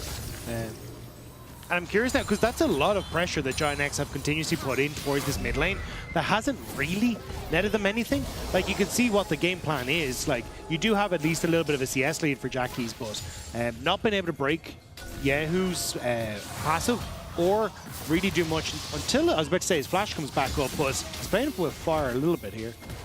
Ice versus Ice. Remember last time Isma threw out the ulti and couldn't convert because the Crystallize from Yahoo was pretty clean. And I mean, even though Yahoo is down on CS, he's had a lot of attention this game, and he has withstood all of it so far. Seeing at 0 deaths as we go to the top lane. Bear Trap on a rope after a bit of jousting from Lot. You're going to dismount. He'll shotgun, he'll auto, he'll get back up. In isolation, he's completely fine. As matchup kind of going how we've seen most of the time in LEC. Small lead, but nothing massive as Sion just absorbs pressure as usual. The only real change that we've seen in the early game has been, you know, KC at least with a little goal lead, but also getting that early dragon. Like, so far this game, it has been Giant X securing all those early objectives.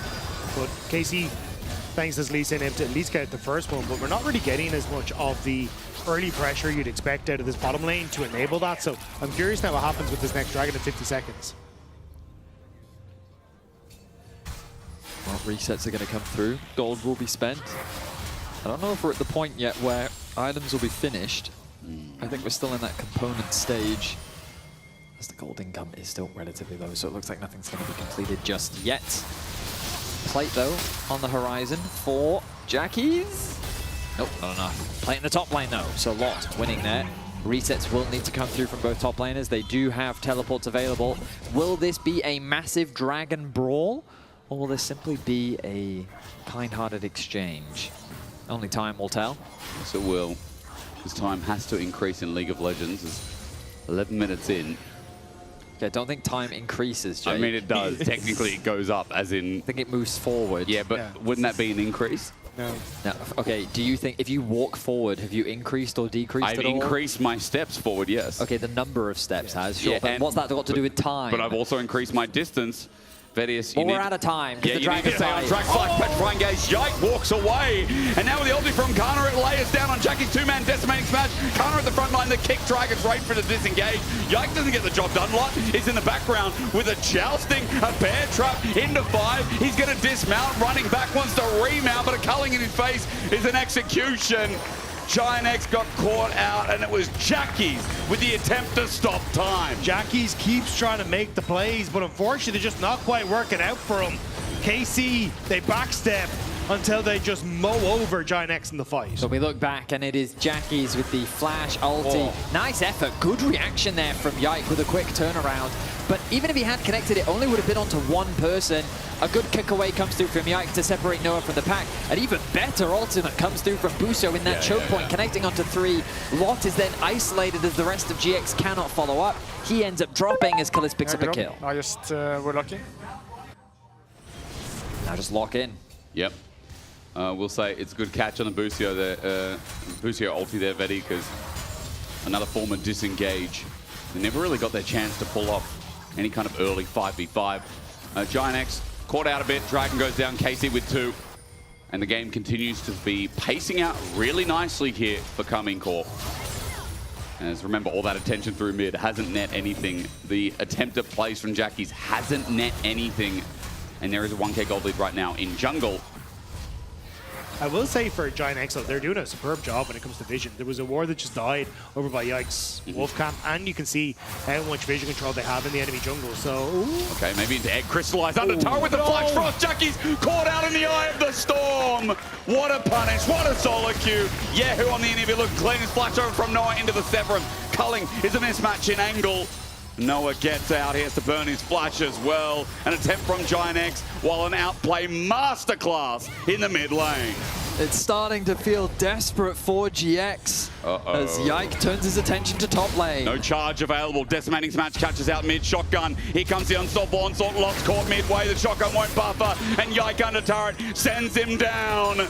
KC are running Giant X into the ground. A solo kill in mid lane, a gank in the top lane. They get Noah's flash in the bot lane. Things are quickly falling apart here for GX in the early game. Yeah, KC are very quickly taking over this game. As yeah, there's just not much that Giant X can, like, they've been able to find as an answer. Isma now in the bottom lane.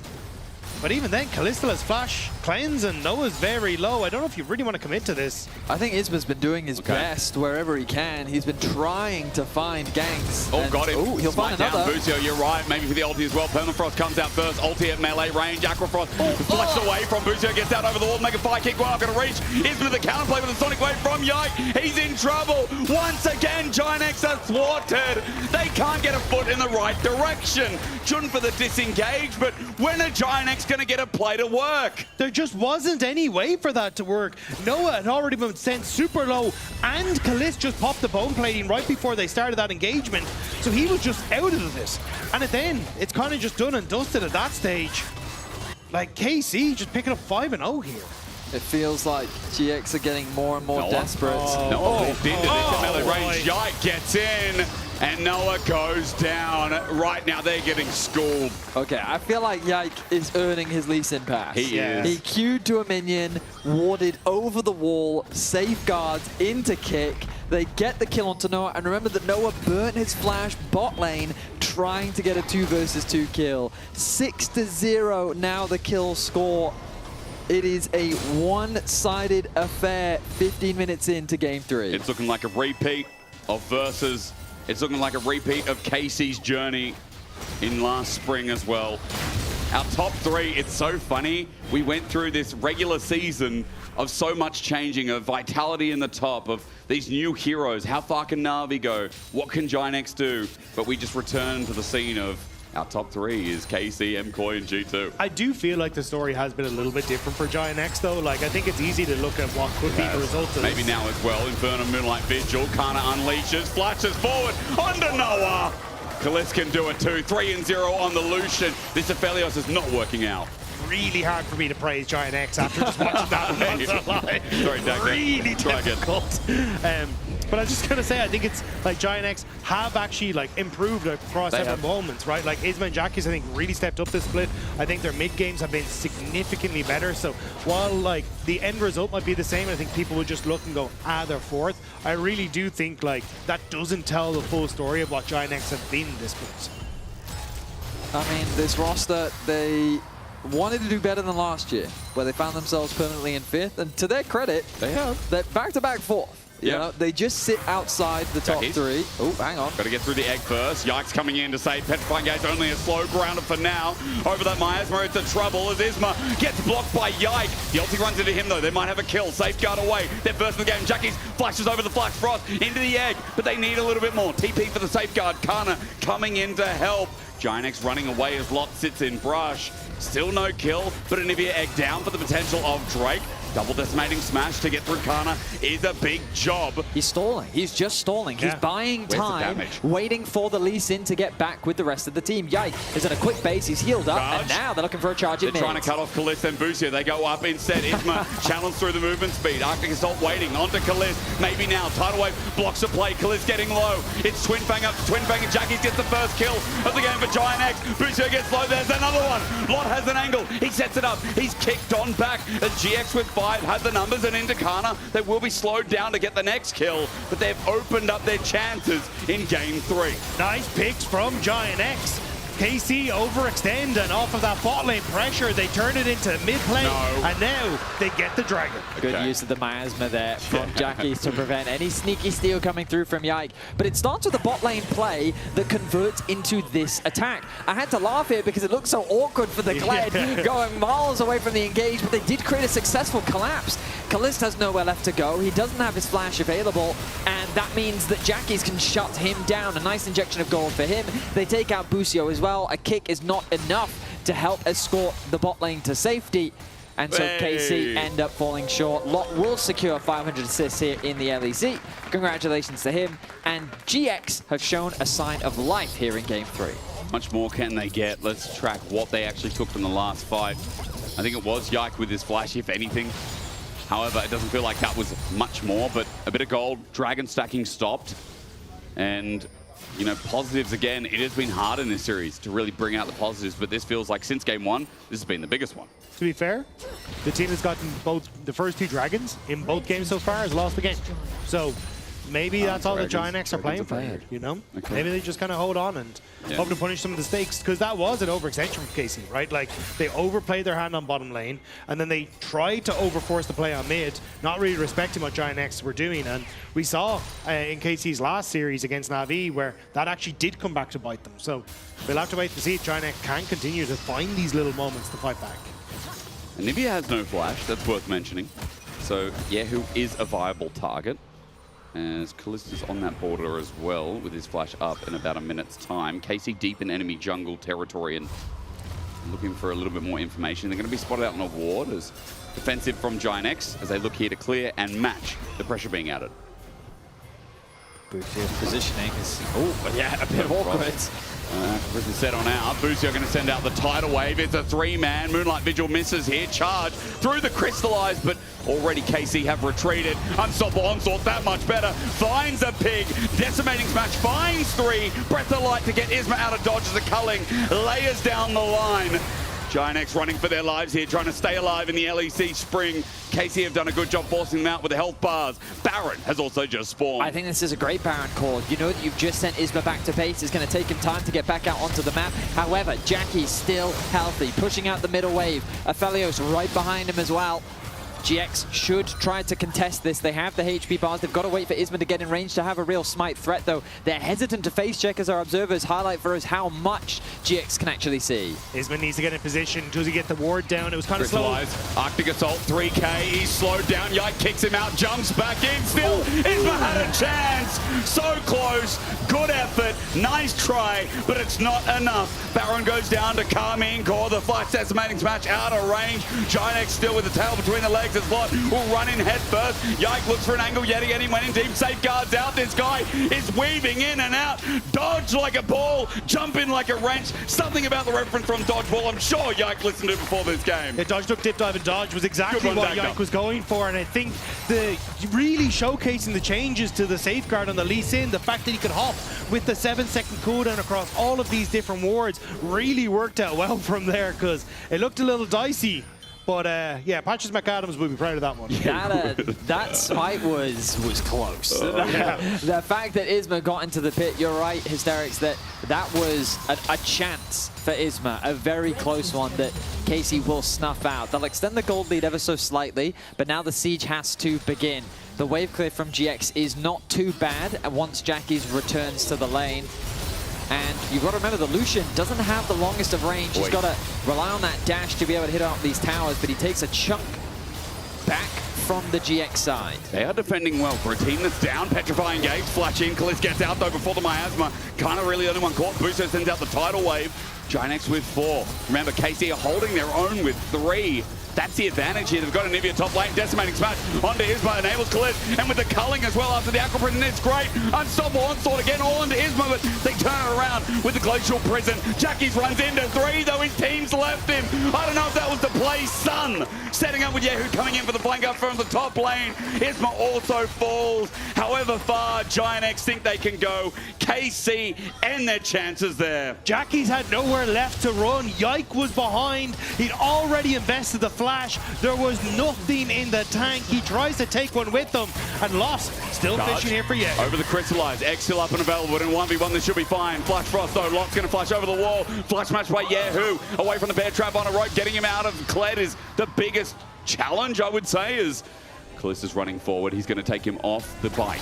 That's one thing. Now for Lot. Shotgun over the wall. Kalisz ready to match. He Relentless Pursuit's over. And a Flash Frost will do it for the stun. Lot goes down as well. 10-2. 8,000 gold. This Baron power play has still been mega successful. GX are just desperate for anything at this point. They'll take any kill. They'll take any scrap. And Casey will simply not give it to them.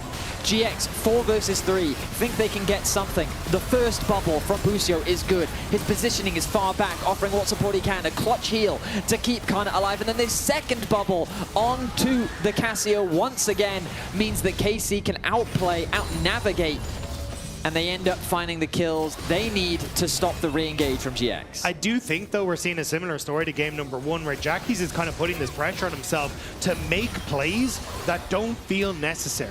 You had Isma standing right beside you, and instead of looking for that non-committal engage with that Sejuani, you then invest the ultimate, and now you're down a flash. Yehu's playing really well around us, and may actually look for a little bit more here against Jackie's in so much trouble if a Flash Frost connects. Wait for the frostbite damage. Kana also coming down. Jackie's run out of steam with his ulti down and no flash to save him if a mistake occurs. KC with their siege won't have Baron, but they're adding pressure in so they can take everything else on the map. KC will suffocate GX out of this game, strip them of their farm, take away all of the camps, and just deny as much gold as possible while extending their own lead. Another tower going to go the way of KC. No Baron for 2 minutes. Will that be enough to stop the siege? It looks like for now it won't be. Bird sits on the Asthma. Jackie's crystallized, no escape. Kana ulti at melee, range sent sky high. The snake is dead, turned into a belt. As Isma as well will turn into spine. KC have got 5. They're going to end this series before it's even truly begun. A nice pick from KC will take Jackie's out of the fight. Isma will quickly follow, and with 5 members strong, they have a wave in bot. The TP will come through from Kana as they look to close out this series. 3 versus 5. Nexus turrets in their eyes. Yike jumps forward. Lot sending it in before it is the final death knell for Giant X. The script writers of the LEC are just getting lazy. Once again, we return to our top 3. G2, MKOI, and with a win against Giant X, returns KC to another spring lower bracket semis to run into the top 2, into finals, into MSI. Yes, Giant X are coming back up, but KC still have Kalisz firing away. Sonic Wave not going to connect, and Carter still frontlining. Jack is whittling him down, but in the eye of the storm yet again, the Glacial Storm at that, doing so much work. Is it over yet? Yeah. No, but it's definitely getting there. Yeah, defender's advantage too much there for Giant X. The ability to go heal off the fountain keeps them topped up, whereas KC just don't have enough left in the tank. It only feels like a quick pit stop though for KC, as now they just get to go back onto the map with a Baron in 30 seconds. Yeah, I imagine that with the gold that they've accrued, they've got a lot of money to spend. It starts with this wall from Yehu. nicely isolates Jackies. He gets melted. Isma then doing his best to peel for his mid laner, but that results in his own demise. Kana tanks the entire tower as Casey looks to farm GX members over and over. 14 kills to 2. The Baron spawning in 3 seconds. It's a last-ditch effort coming through from GX as they will try to steal that one away, or maybe they won't. They'll just turn their attention to mids. Onslaught again onto Jackie. He's not going to reach. The smite comes in regardless, though. Miasma slows down the play. Isma gets targeted as well. Meanwhile, Locke got a turret. A lot better than a couple of seconds ago when we felt like the game was ending. As it's still over 10,000 gold. Mid's going to fall down. Lotte's going to stick around as he runs back. Yehu has TP to join the play. Inhibitor the next target. Giant still holding their ground. Isma's getting shredded. Lots on the flank here. He could actually try and come in behind them. There's no wars to spot him out. Decimating Smash, Breath of Light to get them out from the culling. Jackies gets tagged heavily. Yike looks for an angle. Glacial Prison set into Kana. There we go. Lot's running in. The final charge. The final sweep. But unlike the Rohirrim, Lot will be on the wrong side of Summoner's Rift. He drops with a double decimating smash from Kana, continuing the play while the Snake is dead again. Left with 3 once more. It's not into the breach, dear friends. It is into the grave. It's flushing in a straight line will save him to no avail. And while we have the MCOY rematch, we have KC versus the Spaniards for a battle of MSI. We once again have Ibai versus Kameto. Grudge match, round 2, Electric Boogaloo in the LEC Spring. KC with another 3-0 over GX. History looks to repeat itself. As in Game 3, they simply dominated. A 28-minute win, 19 kills to 2. The only deaths were from the bot lane after GX was able to find that one collapse around the dragon. Convincing stuff, looking quite strong going into that matchup against Koi. They're now longtime rivals of the LEC. Oh, yeah. And you can vote for your player of the series at LEC on X. Yike, Yehu, or Kalist. Honestly, whole team stepped up. Great series across the board, and I'm just excited now to see what next week is going to unfold, because this looks like it could be a dramatic end to the split. Well, in LEC Versus, it went the 4-5 games. We'll see if we end up seeing that once again. GX will end their spring split in 4th place. I think higher than many people expected after the regular season that they had. Let's see if their growth can continue, but right now they're just not enough to break into the top 3. It does feel like, again, you know, we've used gatekeepers a lot. They've gone a little bit above that, especially when we talk about playoffs. But with Vitality out of the story, it does feel like that top 3 is a bubble of its own right that is hard to breach into. I mean, the truth is, when I saw them keeping this roster for the beginning of this year, I had low expectations. Yep. I thought that they wouldn't really be able to build up much of what they'd already started, but it's clear that they have. I think that individually, Jackies and Isma had a fantastic split, and I think that they've become very... they've closed that gap, they just haven't closed it enough. And there's one name you've missed out as well. Lot had a pretty good split, I will say. Sure. Top 4 top laners, someone said in our story meetings at the start of this split. Okay. And he ended number 4. I do think, though, it's interesting because, like, it very much like gatekeeping can be one thing, but at one stage that turns into a fortress you can start to invade off of. But we'll have to see if Giant X will ever reach that, as we're going to touch it over to PGL with Lore, Reaper, and Zeph. Woo.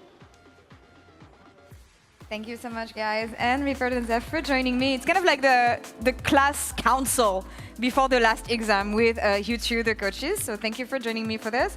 How do you reflect on the series? It feels like Game 1 was a bit slow, and then second, third gear into a completely dominant third game.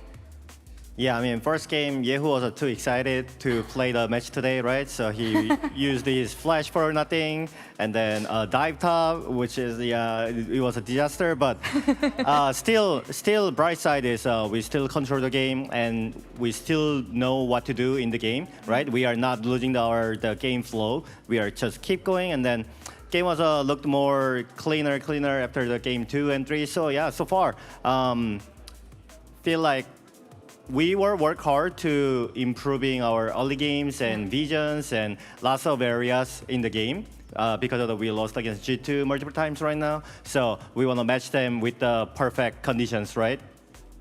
But yeah, it does feel like my players are improving fast. So yeah, I'm happy with it. How do you reflect on the improvements that you guys had between the series they played against G2 into this week? Even if it's not the same opponents, right? but it's hard to make adjustments when you only have 1 week to make them, I feel. Zev? I mean, from watching games, you can see the improvement, even just from the Navi games. Like today, we had an invade on the blue buff where people contest, and we took the flash, and we were happy. So you can see that step by steps, we do improvement in the early game. The way I see it is that everyone is just a step in our way towards G2, you know? Mm-hmm. You were talking about Yehu being a bit too over-eager. I want you guys to tell me, what do you tell your players between games for them to calm down, take it easy, not int too much? Nice flash. Nice flash. I told him to calm down, you're too excited. And then, yeah, nice flash. All right, no, I love it.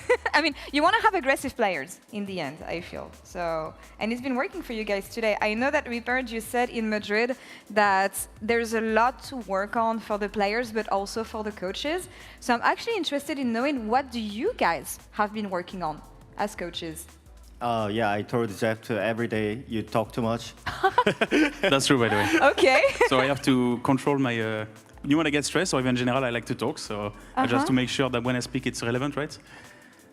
But yeah, that's basically what I have to work on. I have to work on saying I'm sorry if I make a mistake as well. Okay. So yeah. Taking accountability. What about you? Me personally, I just look at the games and then trying to think about what's the best for my players to deliver. Like we have a short time in between the games, right? So I'm just trying to think about what kind of the advice we can actually carry on, because it's a field list, there's a different champions between the games, so it's kind of meaningless that, oh, we play against TF like we do like blah, blah, blah, you know? So trying to find out the original reason for we are struggling, or there's some threat on us, so that we are moving on with carry on the problems we have, and also trying to deliver to like the draft what it comes to looks like, you know. Next game, this champion is prior, so that we have to think about this champion, and then these guys are playing this champion. I mean, it does Jeff's job, and also it's not just only Jeff, like our coaching steps. We talk together about the draft or champions, so that we want to make sure deliver it to the best situation for our players, right? Yeah. Something that we've been discussing this week were kind of like the demons that every team has. And when it comes to KC, we've been talking about maybe not having a clear identity and early game. I feel like early game is fine. Everything got better. But what do you make of KC's identity right now? Thank you for this one. I know he doesn't know what to say. No. Yep. Okay, first you have to ask what define identity. Like, for example, if you could tell me what is the G2 identity or Koi identity, that would help me to answer the question. Sorry? What do you think is Koi identity or G2 identity? That's a very good question. No, honestly, I think... No, okay, I'm going to answer differently. I think a lot of things about KC is the fact that people keep on saying that people individually are really good, but then they don't always come together and click together as a team, and it doesn't always transform into something coherent. And I think it was the main criticism, that we're expecting more from you guys. Do you think it's still the case after watching the last 3 days? No, or 2 days? But is it going to be the case next week against MKOI and G2? I think so. Is what I'm wondering. Then what makes you sure it's going to be the case? Because we reviewed our games and we can see the difference in how we play and how we talk with each other. Okay. The way we plan in the game, and I think so far we leave very little holes in the game plan, right? Compared to the G2 games where there was many opportunities for enemy to attack us. When I watch our games, it feels harder for enemies to have plans, right? So I think that's the difference. It is the same situation you guys were in winter. Taking down GX, next week is going to be MKOI, then after that is going to be G2. Now, I know you guys are sure that you're going to beat them, make it to finals, and hopefully win again. But what do you think of the opposition this time around? Did MKOI get better? Did G2 get better? What do you make of them right now? Well, I mean, hard to say, because I'm not a coach of the MKOI or G2, right? From the outside. Yeah, from the outside. But still, it depends on the conditions, I guess, because right now in the final, the dates, usually there's no scrims. Like everyone is like go home right now, everyone on vacation. So usually what happens is having a tier 2 scrims as opponents, and then you just have to keep your identity. You just have to keep your good habits to not losing it, you know? Because sometimes if you just losing it, and then if you just play against lower tier players or just play solo queue, then you might build up some bad habits, right? So it is very hard to see how it looks like on the next week, to be really fair. Okay. Do you feel like it's hard to make adjustment from one week to another? You had time to make it last time, but also you were playing a lot of games, playing in Madrid, also like a lot of back-to-back games. You went 5 games every time. What adjustments are you looking to make? I mean, we're going to still review week? this game, right? Yeah. I think it's going to be on, the pressure is basically on Koi to bring something new because they have a lot of information of what we've shown, and we kind of have to guess what their priorities are in the draft. So that's going to be the kind of the gamble next week, right? Mm-hmm. But overall, you know, there's in the LEC, there feels like there's a triangle with KC, Koi, and G2 where we counter each other, right? Yeah. So yeah, we just have to overcome that triangle towards G2, and we should be good. All right. Ripard, when we had a chat last time, you talked about Yike and you said that Yike is the perfect jungler. He's the key player of the series today. So how much better did Yike get? I mean, he does player of the series in the last series too, right? Yeah.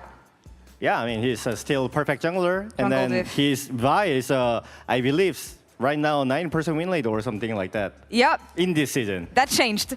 So, yeah, he's my favorite Swedish jungler. Favorite Swedish jungler? Zef, you wanted to say something. No, I was just laughing. I was just thinking about I mean, he's come a long way with the Vi memes and everything, being back this year. So, yeah, amazing performance from Yike.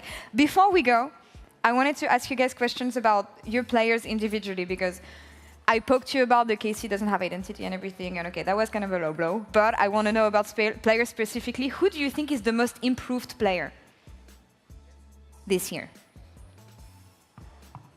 Busio? Busio, Yike. It's also, usually the thing is, when you have team feedback, it's often about the controllers, right? The support jungle role.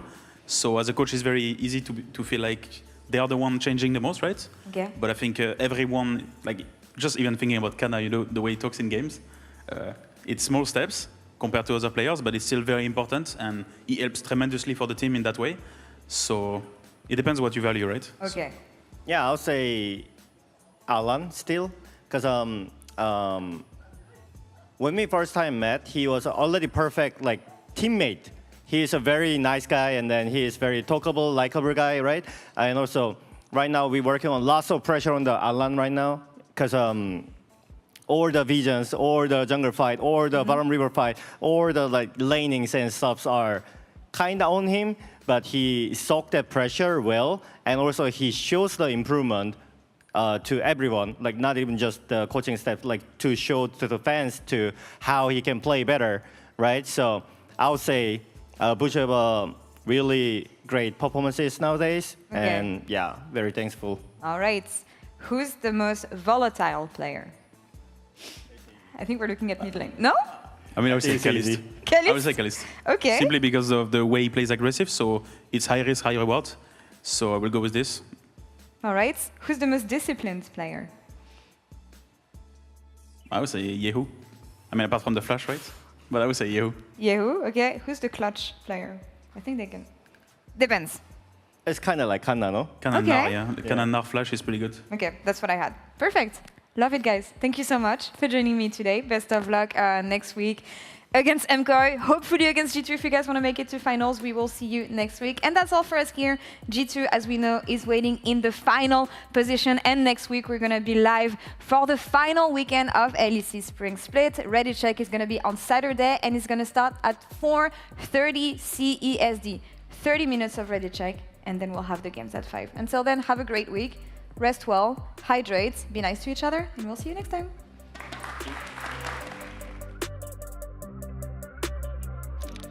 We taking over. We're taking over. Oh, This is the problem. You said Isma's coming in. He pops the ulti straight away. Has to survive. A lot of damage down, though. And the shield as well. It's enough. The flash under, though. He's got one. And he's running out. Lot's done his job. Okay, now you're smurfing. Good job, guys.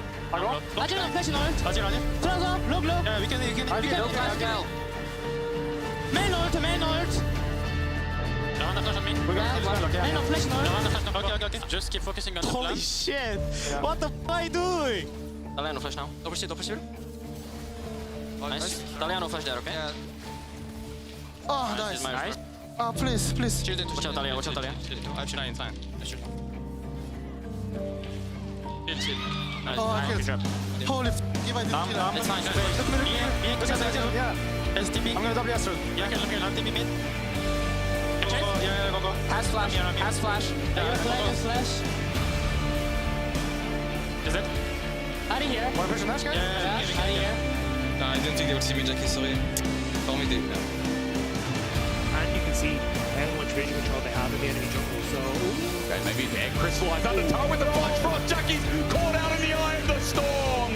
What a punish, what a solo queue. GX are getting more and more desperate. Range Giant gets in, and Noah goes down. Right now they're getting schooled. No. Yeah! Thank you, Kana. You're my fucking goat, Kana. You know that, right? Nice You're my game, goat, guys. Kana. GG. Good job. Yeah. GG, yeah. Good job, guys.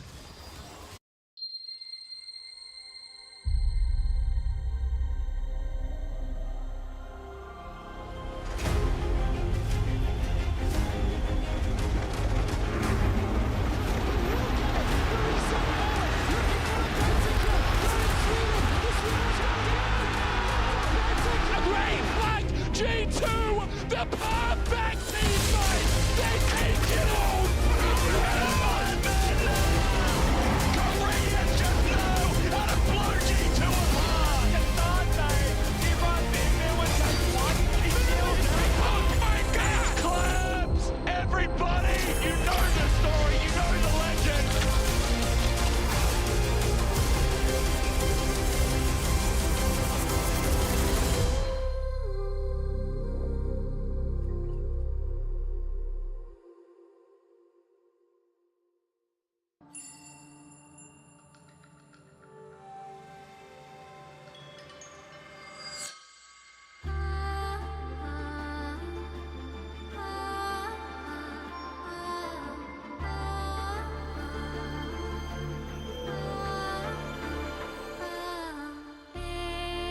Echoes from beyond the past. The seed is sowed. The spirit knows. May it guide me, for I again will wander far and shape the path.